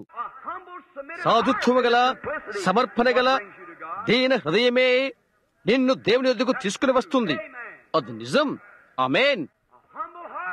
ఒక దీన హృదయము దేవుడు ప్రేమిస్తాడు. నీ యొక్క నీకు తెలియనవసరం లేదు, అది ఎలాంటి వ్యత్యాసము చేయదు. కేవలం ఒక దీన హృదయము. దేవుడు ఒక దీన హృదయంలో నివాసము చేస్తాడు. విద్యలో కాదు, పాఠశాలలో కాదు, వేదాంత విద్యలో కాదు, సెమినరీలో కాదు, మిగతా ఇతరత్ర స్థలాల్లో కాదు, పెద్ద పెద్ద మాటల్లో కాదు, ఘన గంభీర స్థలాల్లో కాదు. దేవుడు నరు హృదయంలో నివాసం ఉంటాడు. నీకు నీవుగా ఎంతగా తగ్గించుకుంటావో, ఎంత దినుడవై ఉంటావో, దేవుని దృష్టిలో నీవంతగా గొప్పవాడవుతావు. నేను ఒకటి మీకు ఇవ్వనివ్వండి. ఇక్కడ మీ పొలములో గోధుమతో నిండి ఉన్నవి. గోధుమ కంకి బాగా పండినప్పుడు అది ఎప్పుడూ తగ్గించుకుంటున్నది. ఒక చిన్న పాతదైన పొలాల చెట్టు చుట్టూ విరజమ్ముకుంటున్నది. దానికంతా తెలుసును అని అన్నట్లు అది దాని గింజ స్థానానికే రాలేదు కూడా. అలాగుంటున్నది ఇక్కడున్న కుర్ర వాళ్ళ సంగతి. వారికి అంతా తెలిసినట్లుగా వారి హృదయంలో ఏమీ ఉండదు, లేక పరిశుద్ధ శిరస్సు అధికారంలోకి తలెగ్గుతున్నది. యేసుక్రీస్తు దేవుని కుమారుడని గుర్తించి ఆయన కార్యాలను నమ్మును, మరియు ఆయన నిన్న నేడు ఒక్కడి రీతిగా ఉన్నాడు. వారు ఆయన గుర్తించారు. నిజం, చరిత్రలో అది ఒక మైలురాయి. అయితే అది ఒక చరిత్ర విషయం కాదు. ప్రజలు లేచి ఇలా చెప్తారు, ఓ నేను పెంతెకోస్తు నమ్ముతున్నాను. వారిక్కడ కృమ్మరింపు అలాంటిదొకటి జరిగినప్పుడు అగ్నిని పూతపూయుట. గడ్డ గట్టికపోతున్న ఒక మనిషి పూత పూసిన అగ్ని చేత వేడి కాలేడు. పూత పూసిన అగ్ని వేడిని పుట్టించలేదు. అదే వారు కలిగి ఉన్నారు. ఆయన ఏమై ఉన్నాడు ఈ రోజు? ఆయన నిన్న నేడు యుగ యుగాలు ఒక్కడి రీతిగా ఉన్నట్లయితే ఈ దినాన అది ఏమై ఉన్నది? అది పూత పూసిన అగ్ని. ఒకటి గడ్డ కొట్టుకొని చనిపోతున్నప్పుడు చెప్తున్నాడు, వారికున్న ఆ పెద్ద అగ్నిని చూడు, అది నీకు వేడిని పుట్టించలేదా? పెంతెకోస్తు దినాన వారు ఏమి చేశారు? కొత్త నిబంధన ఆరంభ దినాలలో వారు ఏమి కలిగి ఉన్నారు? ఈ రోజు మనం ఏమి కలిగి ఉన్నాము? దేవుడు వస్తువులు తీసుకుని ఇస్త్రీ చేసిన వెంటనే సంఘము ఏకమైపోతున్నది, రాకడ వస్తుంది. అయితే దైవిక స్వస్థతకు సహా మన విశ్వాసాన్ని పొందలేము. రాకడ మాత్రమే అవుతున్నది. ఎందుకంటే మనమంతా తలకిందులైపోయాము. ఒకరు ఈ వైపునకు, మరొకరు మరోవైపునకు. ఫలాని డాక్టర్ ఏది అది అని చెప్పాడు. నా బోధకుడు చెప్పాడు ఇది, ఆయన ఇది అని కొద్దిసేపటి క్రితము ఒక స్త్రీ అన్నది అతడి కేవలం నకిలీవాడు అని. ఇంకా అన్నది మా పూజారి అది చెప్పాడు అని చెప్పినది. ఆమె యొక్క పూజారి ఒక్కసారి ఇక్కడికి రమ్మని ఆమెను కోరుతున్నాను. ఎవరు నకిలీవాడో చూచుకుంటూ కొరకై. అవునా? ఎవరు నకిలీవాడో మనం చూద్దాం, వచ్చి ప్రయత్నించవచ్చును. ఇక్కడే కొంచెం కాలం క్రితము టెక్సాస్ లోని హాలింగన్ లో అక్కడ మాకు ఒక కూడిక ఉన్నది. నేను ఇక్కడికి వెళ్లిన ఆ రాత్రి వారి కారుల మీద వారికి పెద్ద గుర్తులున్నవి. FBI నన్ను ఒక ఫకీరుగా, ఒక నకిలీవాణిగా అక్కడ నిరూపణ చేయనయున్నది అని. కనుక ఒక చోట అక్కడ టెక్సాస్ లో ఒక చిన్న అమ్మాయి స్వస్థత పొందుకుని ఉన్నది. ఆ పాన్ హ్యాండిల్ నుండి 1000 మైళ్ళ దూరం నుండి ఆమె వచ్చిందనుకుంటాను. ఇదైతే హాలింగన్ లో సరిహద్దు ప్రాంతంలో ఉన్నది. సోదరు బాక్సర్ వచ్చి అన్నాడు, సోదరు బ్రహ్యాం, ఆ గుంపుని వెన్నడూ చూడలేదు. సుమారు 4-5 వేల మంది ప్రజలు. ఇంకా చెప్పాడు, అంతమందిలో ఈ రాత్రి వేళ వేదిక పైన FBI నిన్ను పట్టుకోవడానికై బట్టబయలు చేయలే ఉన్నది అని అన్నాడు. మంచిది, నేను దాని సంతోషంతో ఎదుర్కొనబోతున్నాను అని అన్నాను. అడిగడతడు, గత రాత్రి స్వస్థత పొందిన ఆ చిన్న బాలిక నీకు తెలుసా? నేను నా గదిలోకి వెళ్లిపోతున్నాను. ఒకటి అరవడం లేక ఏడవటం నేను విన్నాను. వెనుదిరిగి చూశాను, ఎవరో ఒకరు ఎదుర్కొన్నారని అనుకున్నాను. అదొక ఆడపిల్ల. నేను వెనుదిరిగి చూశాను. నేను వెనుకకు వెళ్లిపోయాను. అమ్మగారు, ఏంటి సంగతి అని అడిగాను. 17-18 సంవత్సరాల వయసు గల ఆ 2 ఆడపిల్లలు అక్కడే నిలబడి ఉన్నారు. ఒకరినొకరు పట్టుకుని ఏడుస్తున్నారు. సోదరు బ్రహ్యాం అని అన్నారు. నేనంటే వారికి తెలుసని అప్పుడు నేను అనుకున్నాను. అడిగారు వారు, అక్కడి నుండి ఇక్కడకు ఆమె నేను తీసుకుని వచ్చాను అన్నారు. పిచ్చాసుపత్రికి ఆమె వెళ్లవలసి ఉన్నది. టెక్సాస్ లోని లొబాక్ లోని ఆ చిన్నమ్మాయి నా కూటమికి వచ్చినది. ఈమెను నేను ఇక్కడికి తీసుకుని వస్తే నీవు ఆమెకు ప్రార్థన చేస్తావని నాకు తెలుసు. దేవుడు ఆమెను స్వస్థత చేస్తాడని నాకు తెలుసును అని చెప్పారు. ఓహో, ఎంతటి విశ్వాసం అని నేను అనుకున్నాను. నీవు ఆమె తీసుకుని రాగలవా అని అడిగాను. వెంటనే అన్నాను, సహోదరి, నీవు ఇక్కడికి ఎల్లో రోస్టర్ కారులో వచ్చావు కదా? అవును అని అన్నదామె. అవును అని అన్నదామె. నేను అడిగాను, మీ అమ్మ చచ్చుబడిపోయింది కదా? ఆమె అన్నది, అవునది వాస్తవం. నీవు మెథడిస్ట్ సంఘానికి సంబంధించిన దానవు అని అడిగాను. అది నిజంగా సత్యమే అని ఆమె చెప్పినది. రోడ్డు మీద మీరు తిరగబడిపోయారు. మీరు వస్తూ సగం కాంక్రీటు సగం మామూలుగా ఉన్న రహదారి యొద్దకు వచ్చినప్పటికీ నీవు ఆ అమ్మాయి నవ్వుకుంటున్నారు. మీరు ఒకరు తిరిగారు. సోదరు బ్రహ్యాం, అది నిజం అని ఆమె చెప్పినది. ఈ అమ్మాయి స్వస్థత పొందుకుంటున్నది అని యెహోవా ఇలాగ సెలవిస్తున్నాడు అని నేను చెప్పాను. ఆ తర్వాత రోజు ఆమె పట్టణానికి నిప్పు అంటించినట్లుగా చేసినది. ప్రతి చోటుకు వెళ్లి ప్రతి ఒక్కరికి చెప్పినది. ఆమె అక్కడ ఎవరో వారికి తెలియదు. ఆమె ఆ పరిస్థితిలో ఉన్నది లేనిదో వారికి తెలియదు. ఆ తర్వాత ఆ రోజున సహోదరు బాక్సర్ వచ్చి అన్నాడు, సహోదరు బ్రహ్యాం, ఆ అమ్మాయిలు అక్కడున్న ఆ అమ్మాయిలు వారి సరంజామా మూట అంతా కట్టుకుంటున్నారు. అయితే నేనెరిగిన ఈ ఒక్క విషయం అతనికి తెలియదు. మా డబ్బు అయిపోబోతుంది.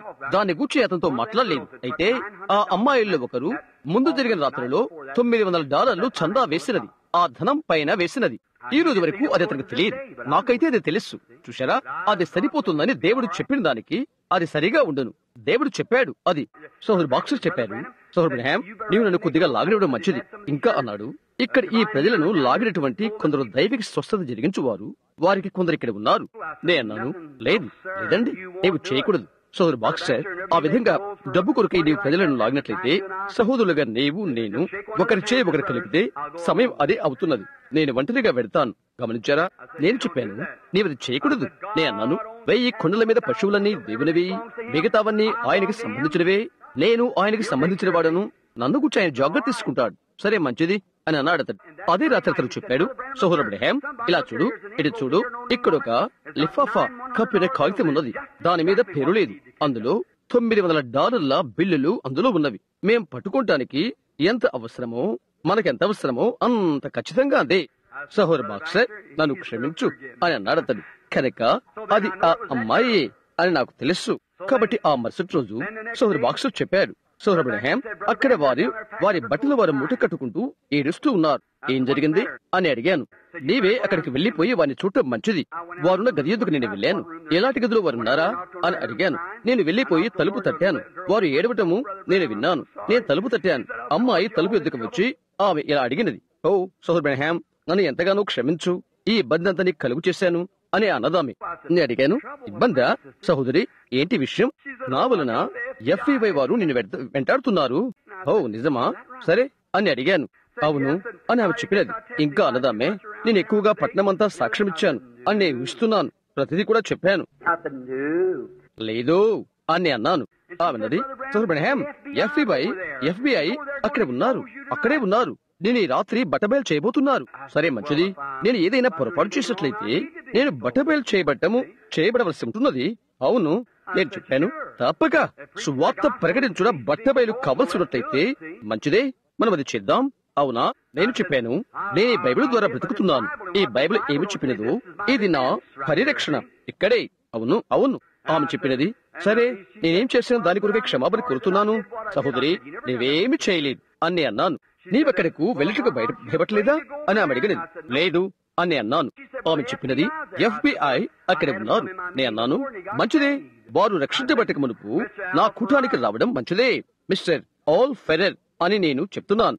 నేను చెప్పాను, కెప్టెన్ ఆల్ ఫెరర్ ఆ షూటింగ్ గ్యాలరీలోనే అక్కడనే రక్షించబడ్డాడు. వాషింగ్టన్ లోని టకామా అతని యొక్క మార్పుని గురించి మీలో అనేక మంది మీకు తెలుసును.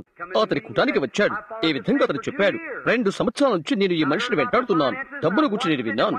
నేను ఇది కనిపెట్టాను. ప్రతి చోటుకు వెళ్ళాను. అతను ఇంకా చెప్తున్నాడు, ఇది సత్యం. ఈ రాత్రి ఒక మూఢభక్తిని వినటం లేదు, ఒక సత్యాన్ని మీరు వింటున్నారు. ఇలా చెప్పాడు అతడు. నే ఎరిగిన అందులో ఒకరు పోలీస్ ఫోర్స్ లో ఉన్నారు. అతని బిడ్డను ఒక వైద్యుడు చూచి ప్రార్థనా వరుసలేకి అతన్ని పంపాడు. ఇంకా చెప్తున్నాడు, బిడ్డకు ఏ బలహీనతో ఏమి జరిగినదో ఖచ్చితంగా చెప్పబడినది అని చెప్పాడు. ఇంకా అన్నాడు, 8వ రోజు ఆ బిడ్డ బడిలో ఉంటాడు. అది ఒక పోలియో కేస్. ఇంకా చెప్పాడు, 8వ రోజు బిడ్డ తిరిగి బడికి వెళ్ళాడు. అతను చెప్పాడు, 10,000 మంది ప్రజల ముందర చెప్పాడు, 2 సంవత్సరములు నేను అతన్ని వెంటాడాను. దాని పటం అక్కడ ఉన్నది. సీటెల్ కూటము మీ పుస్తకంలో ఉన్నది. అతను చెప్పాడు, మీరందరూ తెలుసుకోవాలని కోరుతున్నాను. మీరేదో ఒక మత సంబంధమైన కంపనము వినట్లేదు, మీరు సత్యాన్ని వింటున్నారు. కెప్టెన్ ఆల్ ఫెరర్ అతడు. తరువాత రోజు దేవుని యొద్దకు అతను నడిపించాను. అతనున్న పెద్ద స్థలంలో షూటింగ్ గ్యాలరీలో అతను పరిశుద్ధాత్మ బాప్తిసం పొందుకున్నాడు. నేను చెప్పాను, బహుశా ఇతడు కూడా అదే చేయవచ్చునేమో. నీవక్కడ వెళ్ళటానికి భయపడలేదా అని ఆమె అడిగినది. భయమా? ఎందుకు? నిజంగా భయపడలేదు. అది చేయడానికి దేవుడే నన్ను పంపినప్పుడు నేను ఎందుకు భయపడాలి? యుద్ధంలో పోరాడువాడు ఆయనే, నేను కాదు సుమా. కనుక నేను చెప్పాను, ఇప్పుడు మీరందరూ దూరంగా ఉండాలని నేను కోరుకుంటున్నాను. ఆ రాత్రి కూటానికి మేము వెళ్ళాము. స్థలాలని నిండిపోయినవి. అక్కడున్న కాపలాదారుడు వచ్చి, రెవరెండ్ బ్రహాం, నేను 10 మంది మెక్సికో పిల్లలను అద్దెకు తెచ్చాను. ఇలా చూడు రెవరెండ్ బ్రహాం, ఈ రాత్రి FBI ద్వారా ఒక మూఢభక్తి మతపిచ్చివానిగా బట్టబయలు కాబోతున్నాడు. లేదు, అలాంటి వాని వలే అని అన్నాడు. అటువంటిదంతా వారి కార్లపై ఉన్నది. అతను అన్నాడు, నేను 10 మంది చిన్న మెక్సికో పిల్లలను అద్దెకు తెచ్చాను. వారందరినీ ఇక్కడ పెట్టబోతున్నాను అన్నాడు. ఓ, అతన్ని పట్టుకోవాలని నేను భావిస్తున్నాను. నేను అన్నాను, భయపడిన అవసరం లేదండి, దేవుడు అతన్ని పట్టుకుంటాడు. అవునా? అతను ఎలా ఉండనివ్వము. కాబట్టి అతను ఇక్కడికి వచ్చాడు. మేము లోపలికి వచ్చిన ఆ రాత్రి నేనెన్నడూ మర్చిపోను. గదిలోకి వెళ్లిపోయాను. సోదరు బాక్స్టర్ ఓన్లీ బిలీవ్ పాట పాడాడు. అతను ఇలా చెప్పాడు, సోదరు బ్రహాం, ఈ రాత్రి మనలను భవనం విడిచి వెళ్ళయున్నామని చెప్తున్నాడు. నేను వెనుకకు వెళ్లిపోయి వెనకాల కూర్చోబోతున్నాను అని అన్నాడు అతడు. వారు అతన్ని ఈ రాత్రి వేదిక యొద్ద బట్టబయలు చేయబోతున్నారు అని అతడు చెప్పాడు. అనేకమైన కఠిన పోరాటంలో దేవుడు అతని పక్షముగా ఉంటూ నేను చూశాను. నేను వెనుకకు వెళ్లి కూర్చోబోతున్నానని అతడు చెప్పాడు. నేను ఎక్కి వెళ్ళాను. నేను చెప్పాను, ఇక్కడే వేదిక యొద్ద ఈ రాత్రి నేను బట్టబయలు కాబోతున్నానని ఒక చిన్న వ్యాసాన్ని నేను చదువుతున్నాను. నేను అన్నాను, FBI ఏజెంట్లు ఇప్పుడు ముందుకు వచ్చి ప్లాట్ఫామ్ యొద్ద నన్ను బట్టబయలు చేయాలని నేను వారిని కోరుకుంటున్నాను. నేను చెప్పాను, సువార్త పరిరక్షణ నిమిత్తమై నేను ఇక్కడ నిలబడి ఉన్నాను. మీరు వచ్చి నన్ను బట్టబయలు చేయవచ్చు. నేను ఎదురు చూశాను. బహుశా వారెక్కడ లేరేమో అని అన్నాను. నేను ఎక్కడ ఉన్నానో అది నాకు తెలుసు. అక్కడ ఉన్న గదిలో ఏమి జరగనై ఉన్నదో ఆయన ముందుగానే నాకు చూయించాడు, నేను విడిచిపెట్టక ముందు. అవునా? నే అన్నాను, బహుశా కొద్దిసేపు నేను వేచి ఉంటాను. మనం ఒక పాట పాడవచ్చునేమో. ఒకరు వచ్చి ఒక సోలో లేక ఒక ఆలాపన పాట పాడతారు. నేను అడిగాను, మిస్టర్ FBI ఏజెంట్ గారు, నీవు లోపలున్నావా బయటున్నావా? నేను బట్టబయలు ఒకటికై ఎదురు చూస్తున్నాను, ముందుకు రాగలవా? ఎవ్వరూ రాలేదు. అది ఎక్కడ ఉందా అని నేను ఆశ్చర్యపడుతున్నాను. అది ఏమైనది ప్రభు నాకు చెప్పాడు. అది పడిపోయిన 2 బోధకులు. నేను ఎదురు చూస్తూనే ఉన్నాను. ఒక మూలన ఒక నల్లని నీడ వేలాడుతుండటం నేను చూశాను. అది ఎక్కడున్నదో నాకు తెలుసు. నేనెక్కడికి చూశాను, అది కదలతూ వెళ్లిపోయి గ్యాలరీలోకి ఈ విధంగా వెళ్ళినది. ఒకడు నీలిరంగు సూటి వేసుకుని ఉన్నాడు, ఇంకొకడు బూడిద రంగు సూటి వేసుకుని ఉన్నాడు. నేనన్నాను, స్నేహితులారా, FBI వారు ఎవరూ లేరు. బైబిల్ బోధన గురించి FBI వారికి ఏమి అవసరం? నిజంగా ఏమీ అవసరం లేదు. నన్ను బట్టబయలు చేయటానికై 2 FBI ఏజెంట్లు లేరు. అయితే ఇదిగో ఇక్కడ బయలుపడినది. వారు అక్కడే కూర్చుని ఉన్నారు. వారు 2 బోధకులు. వారు దిగారు. నేను అడిగాను, ఆ విధంగా దిగవద్దు. అక్కడ 2 పెద్ద టెక్సాస్ సంబంధించిన వారు అక్కడికి వెళ్లి వారిని పట్టుకోబోతున్నారు. వద్దు సహోదరులారా, వద్దు అని నేను చెప్పాను. ఇది రక్త మాంసములకు సంబంధించినది కాదు. నెమ్మదిగా కూర్చోండి, దాని గురించి దేవుడు చూసుకుంటాడు. నేను అన్నాను, చూడండి సహోదరులారా, మీరు అక్కడనే ఉండి ఈ వైపు చూడండి. మీరు నన్ను అన్నారు, నేను గారడీవాడైన సిమోను అని. అది మంత్రం చేత జరిగేది. నేను ప్రజలను మోసం చేస్తున్నానని మీరు అన్నారు అని నేను అడిగాను. నేను గారడీవాడైన సిమోన్ అయితే అలాంటప్పుడు మీరు దేవుని మనుష్యులు. ఇప్పుడు వేదిక పైకి మీరు రండి. నేను గారడీవాడైన సిమోన్ అయితే దేవుడు నన్ను మొత్తులు కాక. నేను దేవుని యొక్క ప్రవక్తనైతే మీరు రండి. దేవుడు మీరు మరణించడానికి మొత్తులుగాక. ఎవరు నిజమో ఎవరు తప్పుడు వారో మనం చూద్దాం. మీరు రండి క్రిందకు. ఒక పాట మనం పాడుదాం. ఆ భవనం నుండి వెళ్లిపోయారు వారు. అప్పటి నుండి మరి ఎన్నడూ వారిని చూడలేదు. చూశారా? నేను చెప్పాను, గాడివాడైన సిమోను నేనైతే నేను చనిపోవుటకు దేవుడు నన్ను మొత్తులు కాక. నేను దేవుని యొక్క ప్రవక్తనైతే మీరు ఈ వేదికపై వచ్చినప్పుడు మీరు చనిపోవుటకు దేవుడు మిమ్మల్ని మొత్తును. దేవుని ఎదుట నేను సత్యమైనట్లయితే ఈ వేదిక యొద్ద దేవుడు మిమ్మల్ని చంపును. వారిది బాగుగా ఎరుగుదురు. అవునది వాస్తవం. వారు బాగుగా ఎరుగుదురు. ఇతర స్థలాలు వారికి కఠినంగా ఉన్నవి. అవునది వాస్తవం. కనుక ఎన్నడూ అలా ఆలోచన చేయవద్దు. అయితే దేవుడు ఇంకా దేవుడై ఉన్నాడు. ఆయన జవాబు ఇచ్చును. మరిప్పుడు ఈ ఎన్డోర్ అనే కన్నపిచాచి సమూయేలు ఆత్మను పిలిచినది. సౌలు సమూయేలుతో మాట్లాడాడు. అది ఎలా జరిగినదని మీరు ఆశ్చర్యపోవచ్చును. ఈ రోజు అది జరగదు, అనగా సాధ్యపడదు. లేదండి.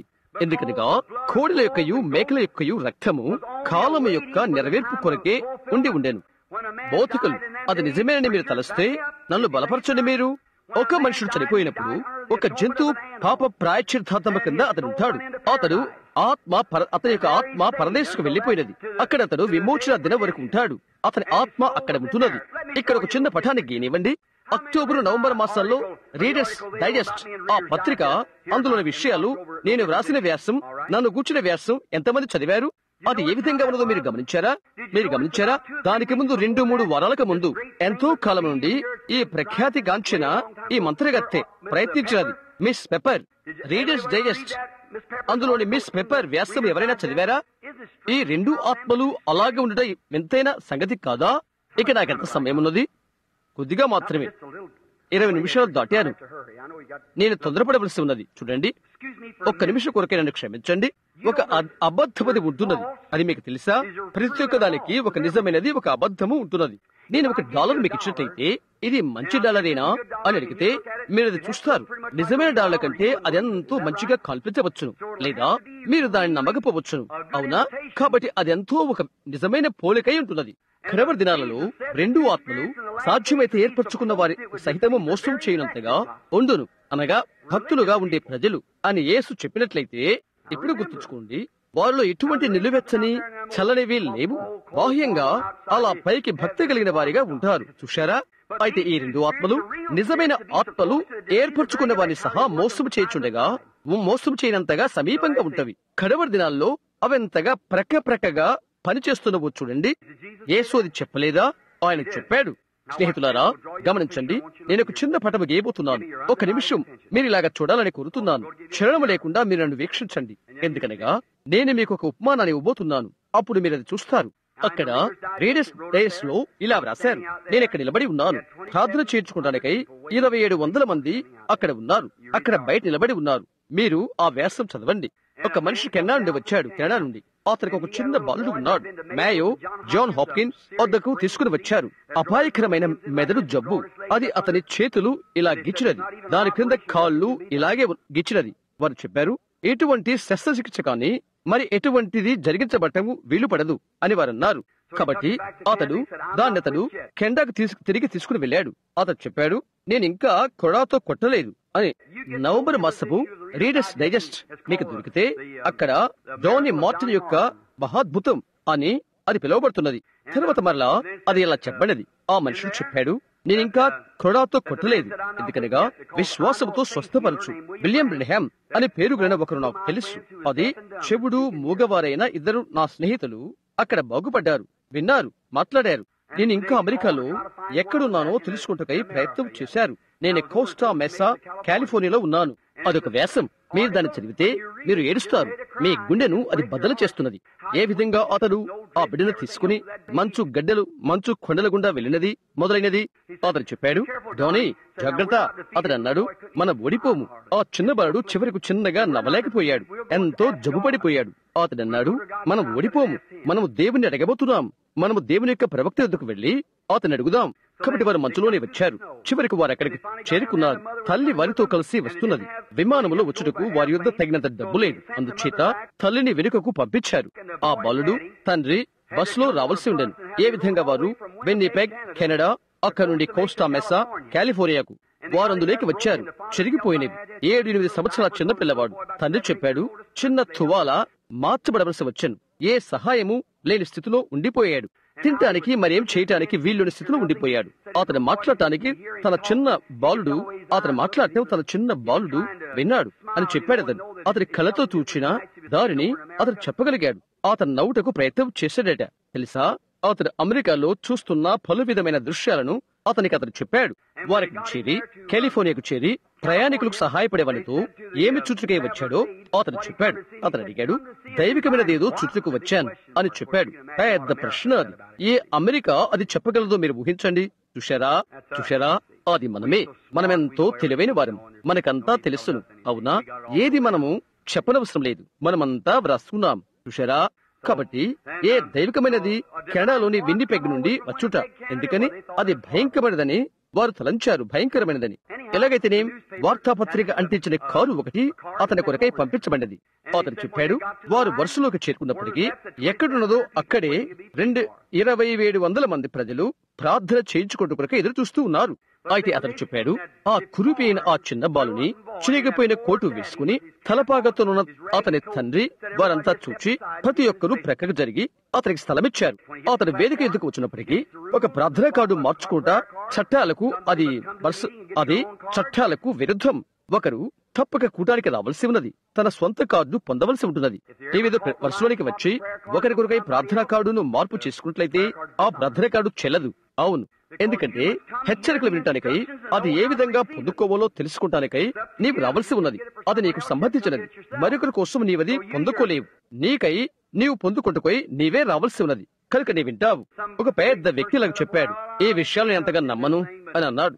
అయితే ఆయనను స్వస్థపరచగలనేమో. చూశారా, వేదిక నొద్ద అది లేనిపోని గడబిడలు కలుగు చేస్తుంది. కాబట్టి వారు అది పొందుకోకముందే వారు దాన్ని ఏర్పరచుకుంటారు. కాబట్టి ఆ అబ్బాయి ఆరంభమై ఇంకా వేదిక నొద్దకు ప్రజల ముందుకు రాగానే అతని ప్రార్థన కార్డు ఏదని బిల్లి అడిగాడు. అతనికి ఏది లేదు. ఆ తర్వాత, అయ్యా క్షమించండి అని అన్నాడు. చెప్పాడు, నీవు ఆగవలసి ఉంటున్నది అని అన్నాడు. అతను చెప్పాడు, మంచిది, నేను ఆగుతాను అని అన్నాడు. అతను అందరి మాదిరిగానే నేను ఇటు మరలకుంటాను. తర్వాత చెప్పాడు, ఇది నేను చేయాలని నాకు తెలియదు అని అన్నాడు. నేను ఒకరితో మాట్లాడుతున్నాను, నేను తిలకించడం తటస్థించినది. ఆ తండ్రి వెళ్లిపోవడం నేను చూశాను. ఏంటి సంగతి అని అడిగా. నేను, నాకు ప్రార్థనా కార్డు లేదు అని అతను చెప్పాడు. ఏదో ఒకటి నాకు చెప్పినది, అతన్ని వెనుకకు తీసుకురా అని, అతన్ని ఇక్కడికి తీసుకురా అని నేను చెప్పాను. తండ్రి పైకి వచ్చాడు. కన్నీళ్లు అతని ముఖంపై రలుతున్నవి, గడ్డమంతా పెరిగి ఉన్నది. అతను పైకి వచ్చాడు. రీడర్స్ డైజెస్ట్ లో ఏమి చెప్పినది అక్కడ ఉన్నది. చూశారా, నేను ఎటువంటి ప్రశ్నలు వేయలేదు. నేరుగా బిడ్డ ముఖంలోకి చూచి అది ఎక్కడి నుంచి వచ్చినదో నేను చెప్పాను. అది మేయో వైద్యశాలలో ఉన్నదని, దాని విషయమంతా ఏమై ఉన్నదని, ఏ విధంగా జబ్బుబడినది మొదలగు విషయాలు నేను చెప్పాను. కాబట్టి తండ్రి ఏడ్చుకుంటూ వెళ్లిపోతూ ఉండగా, వేదికను తిరిగి వెళ్లిపోతుండగా, అవునండి అని అన్నాడు. అతను అడిగాడు, అయితే నా బిడ్డకి బ్రతుకుతుందా బ్రతకడా అని అది నేను చెప్పలేను అని నేను చెప్పాను. ఒక్క నిమిషం ఆగు అని అన్నాను. ఒక దర్శనం నాకు వచ్చినది. నేను చెప్పాను, నీవది నమ్మలేవు. ఎందువల్లంటే మేయో ఇంకా హాప్కిన్స్ ఇద్దరు చెప్పారు, మెదడు మీద శస్త్రచికిత్స చేయటానికి వీలు లేదు అని చెప్పారు. అయితే నీవు ఏం చేయాలో నేను చెప్తాను. రేపు ఈ బిడ్డతో నీ వెళ్ళిపో. 3 రోజుల్లోగా వీధిలో ఒక నల్ల తలగల స్త్రీని నీవు కలుసుకోబోతున్నావు. ఆమె బిడ్డకేంటి అని అడుగుతుంది. ఆ తర్వాత ఆమె ఒక చిన్న పల్లెటూరు వైద్యుడి గురించి అతడు ఆ ఆపరేషన్, ఆ శస్త్రచికిత్స చేయగలని ఆమెకు చెప్తుంది. నీవు దాన్ని నమ్మలేకుంటావు, ఎందుకంటే అది జరిగించడం అసాధ్యము అని మేయో చెప్పి ఉన్నాడు కాబట్టి. అయితే దేవుని శక్తి చేతను, దేవుని కరికరం చేతను నీ బిడ్డకు శస్త్రచికిత్స జరగటం అది ఒకే సదుపాయం అవుతున్నది. నేను ఆయన యొక్క ప్రవక్తను నమ్మినట్లయితే వెళ్ళు, నేను చెప్పినట్లుగా చేయి. ఎలాగంటే హిజ్కియా అంజూరపు కాయలు కట్టినట్టు. అతను అన్నాడు, అతను తిరిగి వందనాలు అని చెప్పి వెళ్లిపోయాడు.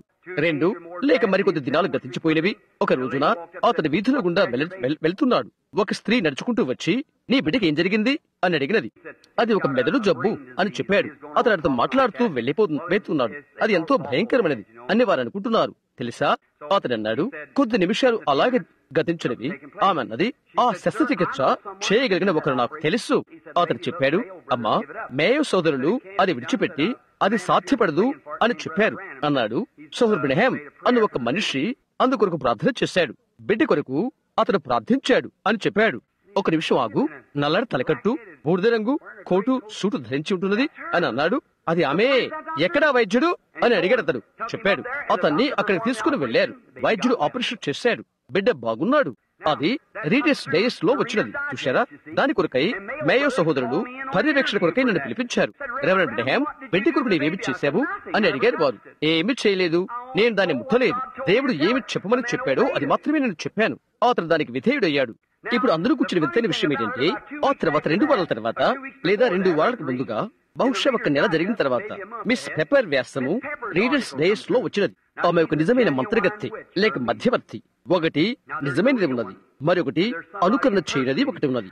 అక్కడ వారికి ఆ స్త్రీ 1897 సంవత్సరం నుండి ఉన్నది. ఆమె ఇప్పుడు న్యూయార్క్ లో ఉంటున్నది. ఆమెకు 100 సంవత్సరాలు నిండి ఉంటవి. ఒక స్తంభం వల్లే చెవిటిది. అది రీడర్ డైస్ లో నాది వచ్చిన 1 నెలకు లేక 2 నెలలకు అది వచ్చినది. మీరు అది పొందుకోవచ్చును. శరదృతువు ఆరంభంలోని పత్రికలు క్రితం దినం ముందు మిస్ బాక్స్ యొద్ద అది ఉన్నది. దాని గురించి నాకు తలంపు ఉన్నట్లయితే నే అతన్ని ఉండనిచ్చేవాడును, లేదా నేనది చెప్తాననుకున్నట్లయితే అది నా యొద్దనే ఉంచుకునేవాడును. మీ కొరకై నేను తెస్తాను. అది 12-4 పేజీలు ఉంటవి, 14 పేజీలు ఉంటవి. ఆమె కేవలము మామూలు ఇంటి పని మనిషి. ఒకరోజు ఆమె మూర్చిపోయినట్లుగా అయిపోయినది. ఆ బాధలో ఆమె చనిపోయిన వారితో మాట్లాడుతున్నది. ప్రతి చోట ప్రపంచమంతటికు ఆ స్త్రీని వారు తీసుకుని వెళ్తారు. ఆమెను వారు ఇంగ్లాండ్ దేశానికి తీసుకుని వెళ్లారు. అక్కడ ఏమైనా పొరపాట్లు మొదలై ఉన్నవేమోనని ముఖం పైన ముసుగు వేసుకుని ఎవరైనా రహస్యంగా ఉన్నారేమని అనేక సార్లు ఆమె బట్టలు మార్చారు వారు. గ్రీకు వాడు ఆంగ్లదేశ వారినిగా ఉన్నట్లుగా ఉన్నాడేమోనని తెలుసుకుంటానికి. అయితే ఆమె అతనికంతా తెలియచెప్పినది. చనిపోయిన తన వారితో ఒకరిని పిలవాలని అతని కోరుకున్నాడు. ప్రపంచమంతటా ఇదిగో ఇక్కడ రీజర్ డైస్ లో ఉన్నది. కొన్ని రాత్రుల క్రితము లేదా కొన్ని నెలల క్రితం వారి సంగతులు కొన్ని బయలుపరచబడినవి. ఒక మనిషి తన తల్లి ఆత్మ చేయిని ముద్దు పెట్టుకోవాలనుకున్నాడు. ఆ తర్వాత రోజు పోలీస్ కోర్టులో అది రుజువైనది. అది అతను ముద్దు పెట్టుకున్నది కేవలము అది వెన్న పూసిన కాగిత ముక్క అని రుజువైనది. అనేక మంది ఈ మధ్యవర్తిత్వపు మంత్రగాళ్లను అనుకరణ చేస్తూ ఉంటారు.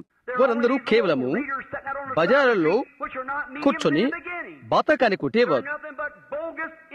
ఆరంభ మందు వారు మధ్యవర్తులు కారు. వారంతా కేవలము అనుకరణ చేసే మోసం చేసేవారు. అయితే ఒక నిజమైన మంత్రగత్తె ఉన్నది. మత సంబంధమైన వారమైన మన మధ్య 2 వైపులు కూడా ఎంతో అనుకరణ చేయవారు మనకు ఉన్నారు. ఇప్పుడు కొద్ది నిమిషాలు ఓపిక పట్టండి. ఇప్పుడు గమనించండి. ఆ మిస్ పెప్పర్ ఒక నిజమైన మంత్రగత్తె. ఆ పత్రిక ఇలాగ తెలియచేసినది. ఇక్కడ ఒక నిజమైన విషయం ఒకటి ఉన్నది. అదేంటంటే ఒక మనుషుడు చనిపోయినప్పుడు అతను చనిపోలేదు, అతను ఎక్కడో జీవిస్తూ ఉన్నాడు. ఎందుకంటే ఆ స్త్రీ వారి ఆత్మలను పిలిచి ప్రజలతో మాట్లాడుతున్నది. ఇప్పుడు సోదరు అబ్రహాం, ఆమె ఏమి చేస్తుంది? నీవది నమ్ముతున్నావా? అవునండి, బైబిల్ అలాగ తెలియచేస్తున్నది, అందుకని నేను నమ్ముతాను. ఆమె దయ్యపు సంబంధమైనది. మంత్రతంత్రాలు అవి దయ్యపు తంత్రమే. ఆ రెంటిని ఇప్పుడు గమనించు. తర్వాత నా యొద్దకు వచ్చిన అక్షరాలను నీవు తప్పక చూడవలసి ఉన్నది. తరువాత నా వ్యాసం ఆమె యొద్దకు చేరినది. కాలవనానికి ముగింపునకు కొంచెం ముందుగా దేవుడు ఈ సంగతులు పలుకుట వింతైన విషయం కాదా? రీడర్స్ డైజెస్ట్ లో అది ఆకాశము క్రింద ఉన్న అన్ని భాషల్లో ప్రచురమవుతున్నది. అది చూశారా? గమనించండి, అది ఒకదానిని ఒకటి వెంబడించడము వింతైన విషయం కాదా? ఈ విధంగా అక్షరాలు ఉంచారు. సహోదరు బ్రహ్యాం, అది నీవు ఒక మంత్రిగాడవు కాక మరొకటివి కాదని అది రుజువు చేస్తున్నది అని అన్నారు. అది దానికి రుజువు చేస్తున్నది. ఇటు చూడు, ఆమె ఎక్కడికి వెళ్తుందో నీవు ఆ స్త్రీతో చెప్పావు. ఆ స్త్రీని చూడు. నేను చెప్పాను, ఒక నిమిషం ఆగు, అధికారయుక్తమైన ఉత్తరం నా దగ్గర ఉన్నది, క్షమించండి, ప్రజల యొద్దకు పంపుటకు. నేను చెప్పాను, బోధకులైన మీకు ఎంత కొద్దిగా తెలుసును? మీ శరీరము బాప్తిసం పొందుటకు బదులుగా మీ మెదడులో బాప్తిసం పొందవలసి ఉన్నది. అవునా అని నేను చెప్పాను. విషయాల గురించి ఆలోచించుట మనవద్దు, దాని గురించి ఆలోచించడానికి ప్రయత్నించవద్దు. ఆ విధంగానే మిగతా రోజుల్లో వారు చేశారు. యేసును వారు చూశారు. ఆయన చేయగలని వారికి తెలుసు. ఆయన చేయగలడని వారికి తెలుసు. వారి హృదయ రహస్యాలు ఆయనకు తెలుసును. వారు ఎందుకు ఆ విధంగా చేస్తున్నారో ఆయనకు తెలుసు. వారు అన్నారు, ఆయన దయ్యముల అధిపతి అని, ఆయన బెల్జెబూబు అని, లోకములో ఉత్తమమైన జ్యోతిష్కుడు అని ఆయన వారు పిలిచారు. దేవుని కుమారుడిని ఎరుగుటకై వారు లెక్కలు పెట్టే వాటిని వారు నిలుపు చేయలేదు. అది ఎరుగుటకై వారంతటి ఆత్మ సంబంధమైన వారు కాదు. అదే విషయాన్ని చదివారు. నిజం, యేసు యెరూషలేమునకు వచ్చి కంచరగాడిద పైన పయనించవలసి ఉన్నది. అయితే వారు రెండవ రాకడకు ఎదురు చూస్తున్నారు. అలాంటి విషయమే ఈ రోజు కూడా. నిజమైన వస్తువు యొక్క పైభాగాన్ని వారు చూస్తున్నారు. హల్లెలూయా! అవునది వాస్తవం. దేవుడు ఇక్కడ ఉన్నాడని నాకు తెలుసు. ఈ మధ్యాహ్నం మీ యొక్క ఎక్కువ సమయాన్ని నేను తీసుకుంటానని నాకు తెలుసు. అయితే నీవు దీన్ని చూడవలసి ఉన్నది. స్నేహితుడా, నేను మరలా నిన్ను చూడనట్లయితే చూడకపోవచ్చును. దయ్యాలంటే ఏంటో నీవు ఎరగవలసి ఉన్నది. ఏది సత్యమో ఏది తప్పో నీవు తెలుసుకునవలసి ఉన్నది. అదెంతో దగ్గరగా ఉన్నది. విషయాన్ని నీవు వేరు చేయవలసి ఉన్నది. తెలుసుకో, అది ఎక్కడో కాదు.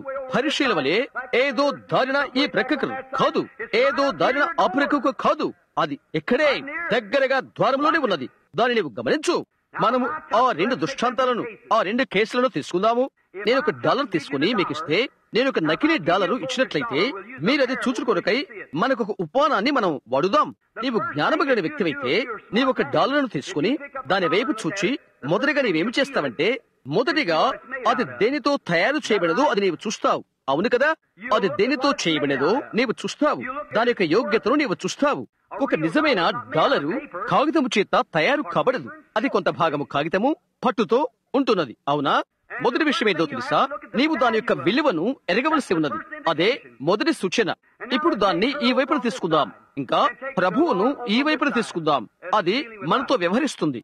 ఎప్పుడు చూడు, మొదటిగా నీవు గమనించవలసి ఉన్నది, నీ వ్యాసాన్ని నీవు గమనించు, కనిపెట్టు.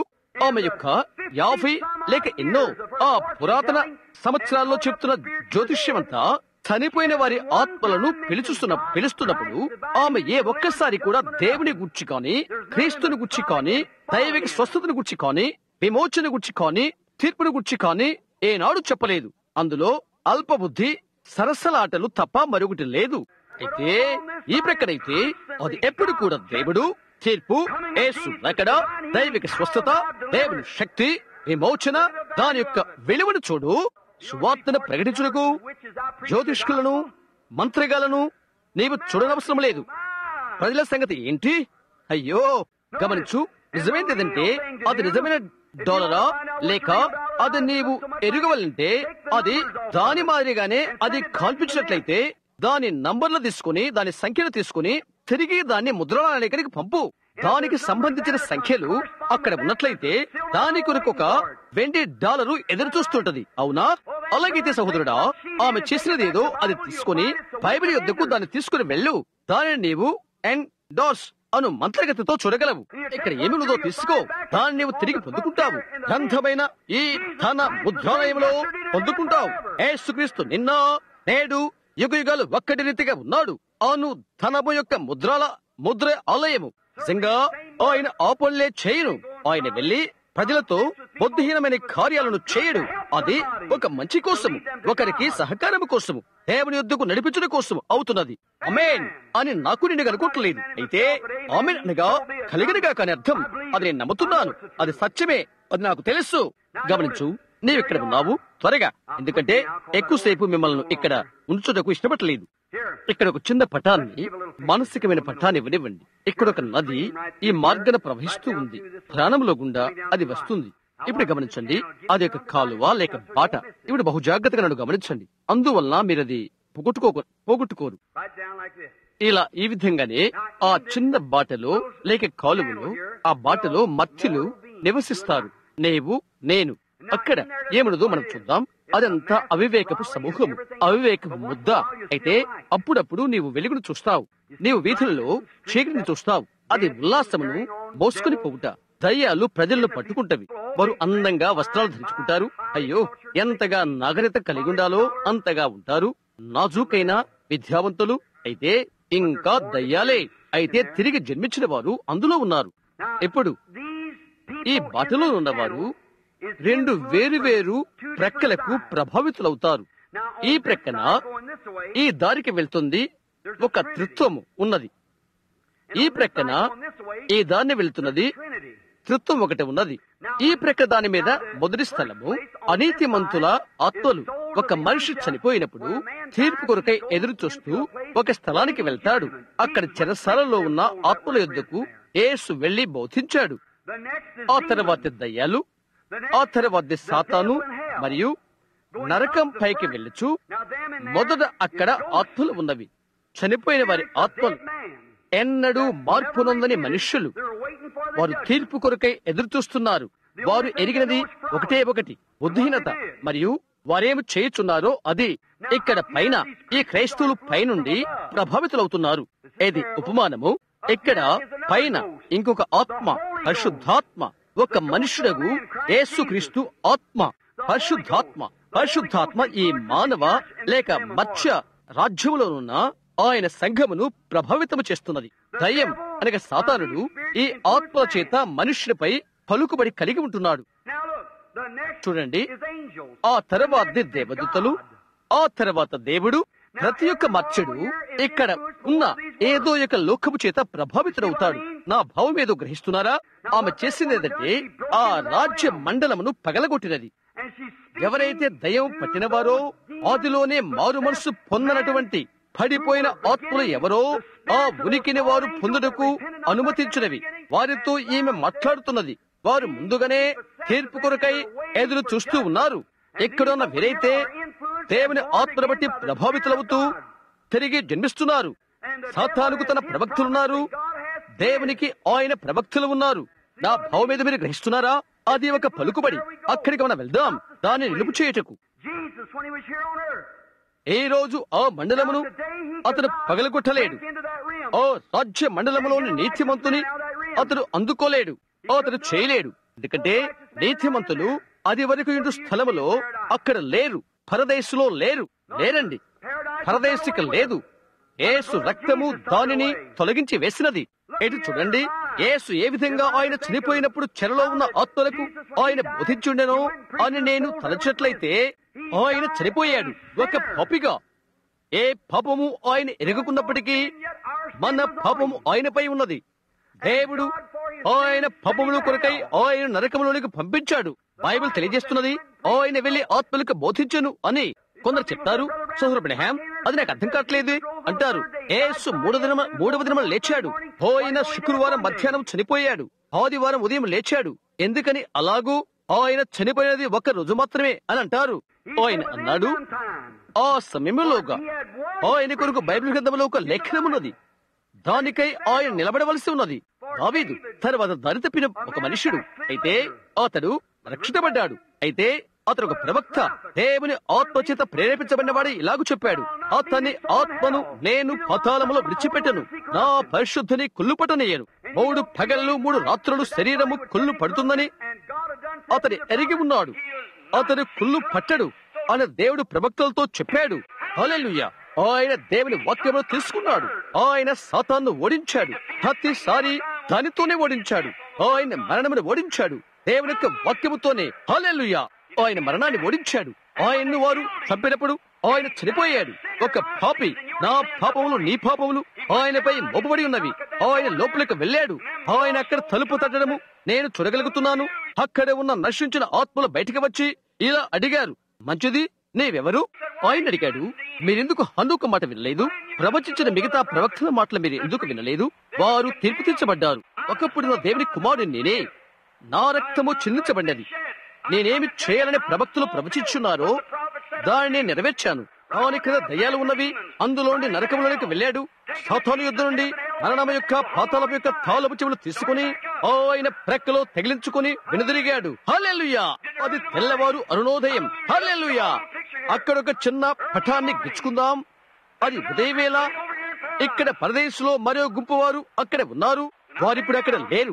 పెద్ద కెథోలిక్ స్నేహితులైన మీరు, పరిశుద్ధుల యొక్క విజ్ఞాపనలు నమ్ము మీరు, పరిశుద్ధుల ప్రార్థన నమ్ము మీరు, మీరు మీ సంఘంలో ఒక పరిశుద్ధులతో మాట్లాడుతున్నట్లయితే అతడు ఒక పాపి, అతడు నరకములో ఉన్నాడు. లేదా ఆ దూరాన అతని తీర్పు కొరకై ఎదురు చూస్తూ ఉన్నాడు. అతడు పరిశుద్ధులైతే అతడు దేవుని మహిమలోనున్నాడు. అతడు తిరిగి రాలేడు. అవునా? నేనది రుజువు చేస్తాను. కోడిల రక్తం పాపాన్ని తీసివేయలేవు. అయితే యేసుక్రీస్తు రక్తము పాపానికి విడాకులిస్తున్నది. ఎక్కడ పరదేశం ఉన్నదో అక్కడకు యేసు వెళ్ళిండు నేను చూడగలుగుతున్నాను. అక్కడే అబ్రహాము, ఇస్సాకు, యాకోబులు ఉన్నారు. అక్కడే సమూయేలు మొదలైన వారంతా ఉన్నారు. ఆయన తలుపు తట్టుచుండట నేను చూడగలుగుతున్నాను. ఆమేన్. నేను దీన్ని ప్రేమిస్తున్నాను. నేను సరియవుతున్నాను. నేను ఒక విధంగా భక్తిపూర్ణైపోతున్నాను. ఆయన ఇక్కడ చూచుచు నేను చూస్తున్నాను. అక్కడ ఎవరు అని అడుగుడు నేను వినగలుగుతున్నాను. బయట ఎవరు అని చెప్పడం వినగలుగుతున్నాను. అతడు అన్నాడు, నేను. అబ్రహాం మాట్లాడుతున్నది. ఎవరో అది? నేను అబ్రహాము సంతానాన్ని. ఆమేన్. అబ్రహాము తలుపు వద్ద కూర్చొని నేను చూస్తున్నాను. తలుపు తెరవబడినది. నేను అబ్రహాము సంతానమును అని ఆయన చెప్పాడు.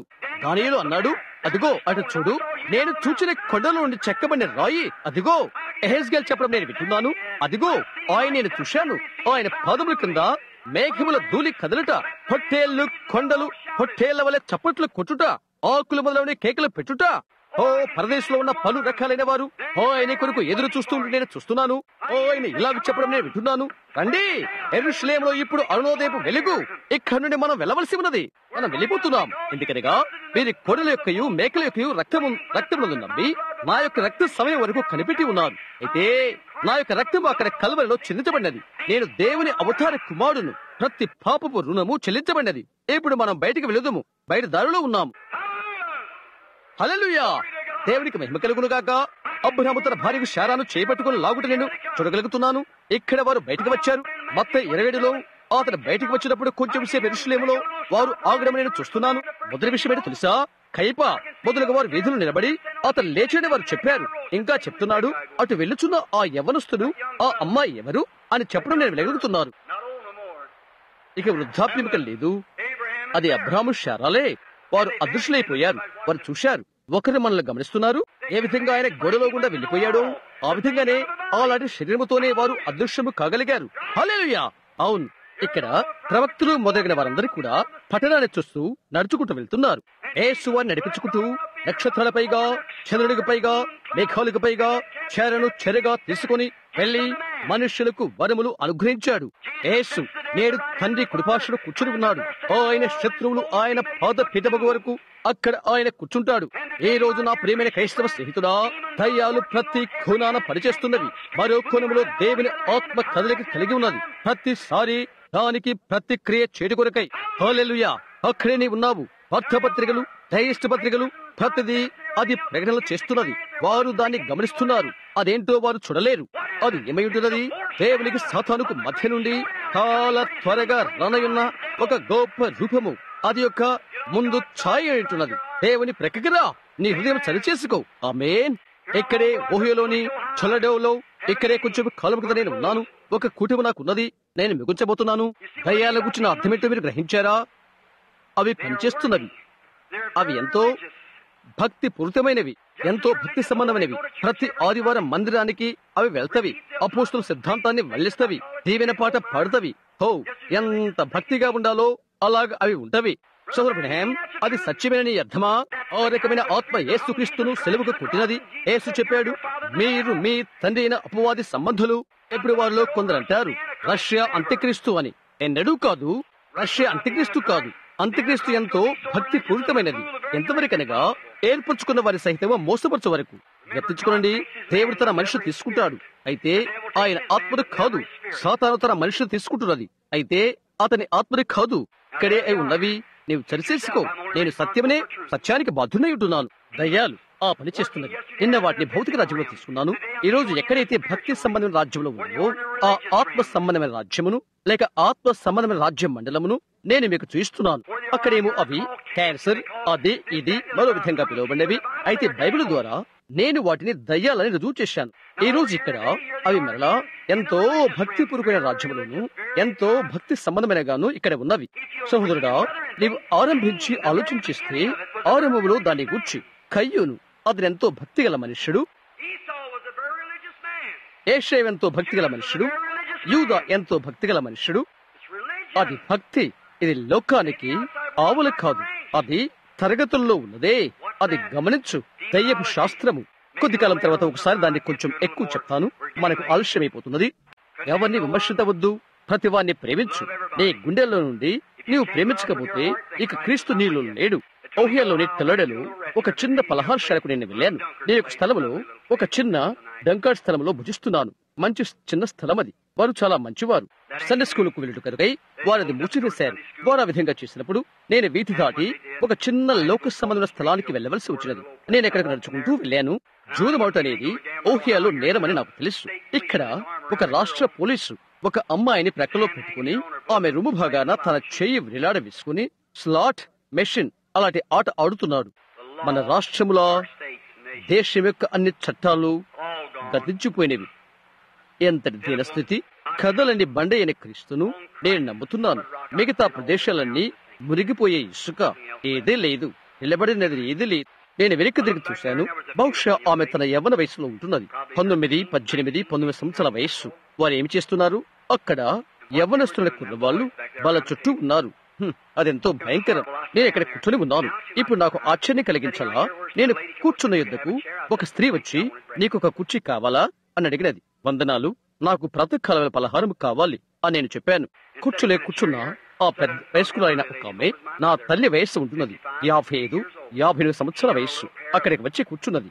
భక్తిహీనమైన వస్త్రాలు వారు ధరించేవి ఆమె ధరించి ఉన్నది. వారంటారు అవి చల్లగా ఉంటేవేని. విజ్ఞాన శాస్త్రం చెప్తుంది నువ్వు పిచ్చిదానవు అని. నిశ్చయం అది అలాగుండదు. నీవు నీ దిగంబరత్వాన్ని నీవు చూయించుకుంటున్నావు. అది సిగ్గుచేటు, అవమానం. ఒక సంస్కారం గల వనిత అవి ధరించదు. ఒక స్త్రీ ధరిస్తున్నది, ఒక సంస్కారం గల వనిత కాదు. అక్కడే ఆమె కూర్చున్నది. ఆమె యొక్క బలహీనమైన శరీరం ఊగులాడుతున్నది. ఆమె ఒక విధంగా చెట్ల వల్లే రంగులు పుచ్చుకొని ఉన్నది. పెదవులకు అంతటా కూడా ఒక పురుషుని వలె చిన్న తలకట్టు కలిగి ఉన్నది. అదంతా పైకి చిందరబందరగా ఉన్నది. అది అవమానమని బైబిల్ ఏం చెప్తుందో ఆ విధంగా బైబిల్ నిర్వచిస్తుంది. స్త్రీ తన తల వెంట్రుకలు కత్తిరించుకున్నట్లయితే పురుషుడు ఆమెకు విడాకులిచ్చుటకు హక్కు కలిగి ఉన్నాడు అని. ఎందుకంటే ఆమె అతని యందు నమ్మకస్తురాలు కాదు అని. కొన్ని దినాలు మనం ఇక్కడ ఉండి బైబిల్ బోధించవలసి ఉంటుంది. ఇలా చెప్తుంది, ఆమె తన తల్ల వెంట్రుకలు కత్తిరించుకుంటు కంటే ఆమె తన భర్తను అవమానపరుస్తున్నది. ఆ కత్తిరించుకుంటే ఆమె అలా అవమాన భర్త అయినట్లయితే ఆమెను విడిచిపెట్టవచ్చును. నీవు మరొకరి వివాహం చేసుకోకూడదు. అయితే నీవు ఆమెను విడిచిపెట్టవలను. అది కఠినంగా ఉండవచ్చు, నేను భావిస్తున్నాను. అయితే అది సత్యము. పరిశుద్ధాత్మ రాజ్య మండలంలో మనం అది కలిగి ఉంటాము. అయితే మనం వాటికి అడ్డుగడియలు వేశాము. ఒక పెద్ద సహోదరుడు చెప్తూ ఉంటాడు, గడియలు మనం వేయదాం, మనం పాపముతో రాజీపడ్డాం, మనము గడియలు వేయదాము. గొర్రెలు బయటకు వెళ్ళినవి, అయితే మేకలు లోపలకు ఎలా వచ్చినవి? నీవు గడియలు వేయి, అది సంగతి. నీవు గడియలు వేయి. లోకము సంఘము కలిసిపోయినవి. ఏ విధముగా మోయాబీలు బిలాము వలె ఏ విధంగా అతడు వారికి పెళ్లి చేసినది, ఖచ్చితంగా అలాగే ఉన్నది. ఈనాడు సంఘమా అంత కలుషితమైపోయినది. పెంతెకోస్తు సంఘము లౌకిక సంఘము అది నిలువెచ్చనదై దేవుని నోట నుండి ఉమ్మివేయబడినది. వాటన్నిటిలో నుండి దేవుడు ఆయన శేషమును పిలుచుచున్నాడు ఆమె గృహానికి తీసుకుని పెట్టుకొరకై. అది ఖచ్చితంగా వాస్తవం. ఖచ్చితంగా పునరుద్ధానమున ఆ విధంగా జరుగుతున్నది. అక్కడ ఆమె ముఖానికి రంగు, పెదవులకు మొదలుగానే రంగు పూసుకొని కూర్చుని ఉన్నది. ఆమెకు ఇక్కడ కళ్ళ కింద నల్లగా ఉన్నది. ఆమెకు చెమట పోస్తున్నది. అది కారిపోతుంది. ఆ పెద్ద ఆమెకు బహుశా మనమల్లు, ముని మనమల్లు కూడా ఉండి ఉండవచ్చును. 2 పురుషులతో కలిసి ఆమె అక్కడ కూర్చొని ఉన్నది. అందులో ఒకడు ఒక పాతదైన పెద్ద గుడ్డ తురక కట్టుకుని ఉన్నాడు. అది జూన్ మాసంలో కూర్చొని ఉన్నారు. అతను లేచాడు, ఓ విధంగా త్రాగి ఉన్నాడు. ఆమె కూడా త్రాగి ఉన్నది. ఆమె చుట్టూ చూస్తున్నది. నేను అనుకున్నాను, ఓ దేవా దేవా, ఎందుకని నీవు ఇలాంటిది భూగోళ పటంలో నుండి తీసివేయకూడదు? నీవెందుకు చేయకూడదు? నా చిన్న బిడ్డలు, చిన్న షారా, చిన్న రిబిక ఆ తరం వారితో పెంచబడాలా? అలాంటి వారిని ఎదుర్కొన్నారా? నేను అనుకున్నాను, చూడు ఈ పార్కుల్లో తదితర స్థలాల్లో ఏమి జరుగుతున్నదో నేను తలంచాను. ఓ దేవా, నీవు షారోను తీసుకున్నందుకు నేను సంతోషిస్తున్నాను. అది నీ చిత్తమే. నా యొక్క చిన్న రిబిక, నా చిన్న షారా అటువంటి వారి మధ్య ఎదగవలసి ఉన్నదా? అలాగా ఉంటున్న వారు పాటల పాడు వరుసల్లోకి తదితరమైన వాటిల్లో ఉంటారు. నేను అనుకున్నాను, అది సిగ్గు కాదా అని నేను తలంచాను. దేవా, నీ పరిశుద్ధమైన నీతి ఎలా ఒరవగలుగుతుంది? నీ నీతియుక్తమైన ఉగ్రతలు అక్కడికి ఎగిరిపోయి ఈ స్థలాన్ని తగులబెట్టవలసి ఉంటున్నది. రెక్కెక్కరా అని ప్రభుతో చెప్పుడు నేను విన్నాను. నేను అక్కడికి వెళ్లిపోయాను. ఆయన నాతో బోధిస్తున్నప్పుడు నేను వేరే వ్యక్తిగా అయిపోయాను. దేని కొరకై నీవు ఆమెను గద్దించి తీర్పు తీరుస్తున్నావు? అటు చూడు ఆమె యొక్క స్థితి. నేను ఒక దర్శనాన్ని చూశాను. గుండ్రంగా ఉన్నా, ఈ విధంగా ఉన్నా మరో లోకము నేను చూశాను. అయితే ఈ ప్రపంచము దాని చుట్టూ ఇంద్రధనస్సు ఉన్నది. అది దేవుని కోపము నుండి కాపాడుతున్న క్రీస్తు యొక్క రక్తం. ఆయన దాని వైపు చూచట్లేదు. వెంటనే ఆయన దాన్ని నాశనం చేస్తాడు. ఎందుకంటే ఆయన చెప్పాడు, నీవు దాని తినుదినమున నీవు చనిపోతావు అని. కనుక ఆయన చేయగలడు. ఆ తర్వాత నేను ఇలాగ తలంచాను, నన్ను నేనుగా చూచుకున్నాను. నేను అది చేయకపోయినప్పటికీ నేను పాపినే. ఇలాగైనా తరువాత యేసుక్రీస్తు రక్తము బంపరు మాదిరిగా మనకు ఉపకరిస్తుంది. చూశారా, నేను పాపం చేసినప్పుడు నా పాపం వెళ్లి ఆయనకు తగులుతవి. ఆయన ప్రశస్తమైన తలకు తగిలినవి. రక్తము కన్నీరు కారుచుంటే నేను చూశాను. తండ్రి, అతని క్షమించండి. అతను ఏమి చేస్తున్నాడో అతనికి తెలియదు. నేను ఒకటి చేస్తాను, అది తగులుతుంది. తండ్రి, అతని క్షమించు. అది ఆయన దాటిపోద్దా? నేను నాశనమైపోతాను. నేను ఆయన కృపను అంగీకరించనా? ఆ దినాన నా ఆత్మ దాటి వెళ్లిపోతుంది. నేను తీర్పు తెచ్చబడ్డాను. నేను తిరస్కరించబడ్డాను. నాకే ఒకటి మిగిలి ఉన్నది, అది తీర్పు. నేను ఎప్పుడో తీర్పు తెచ్చబడ్డాను. ఎవరు చెప్పాడు?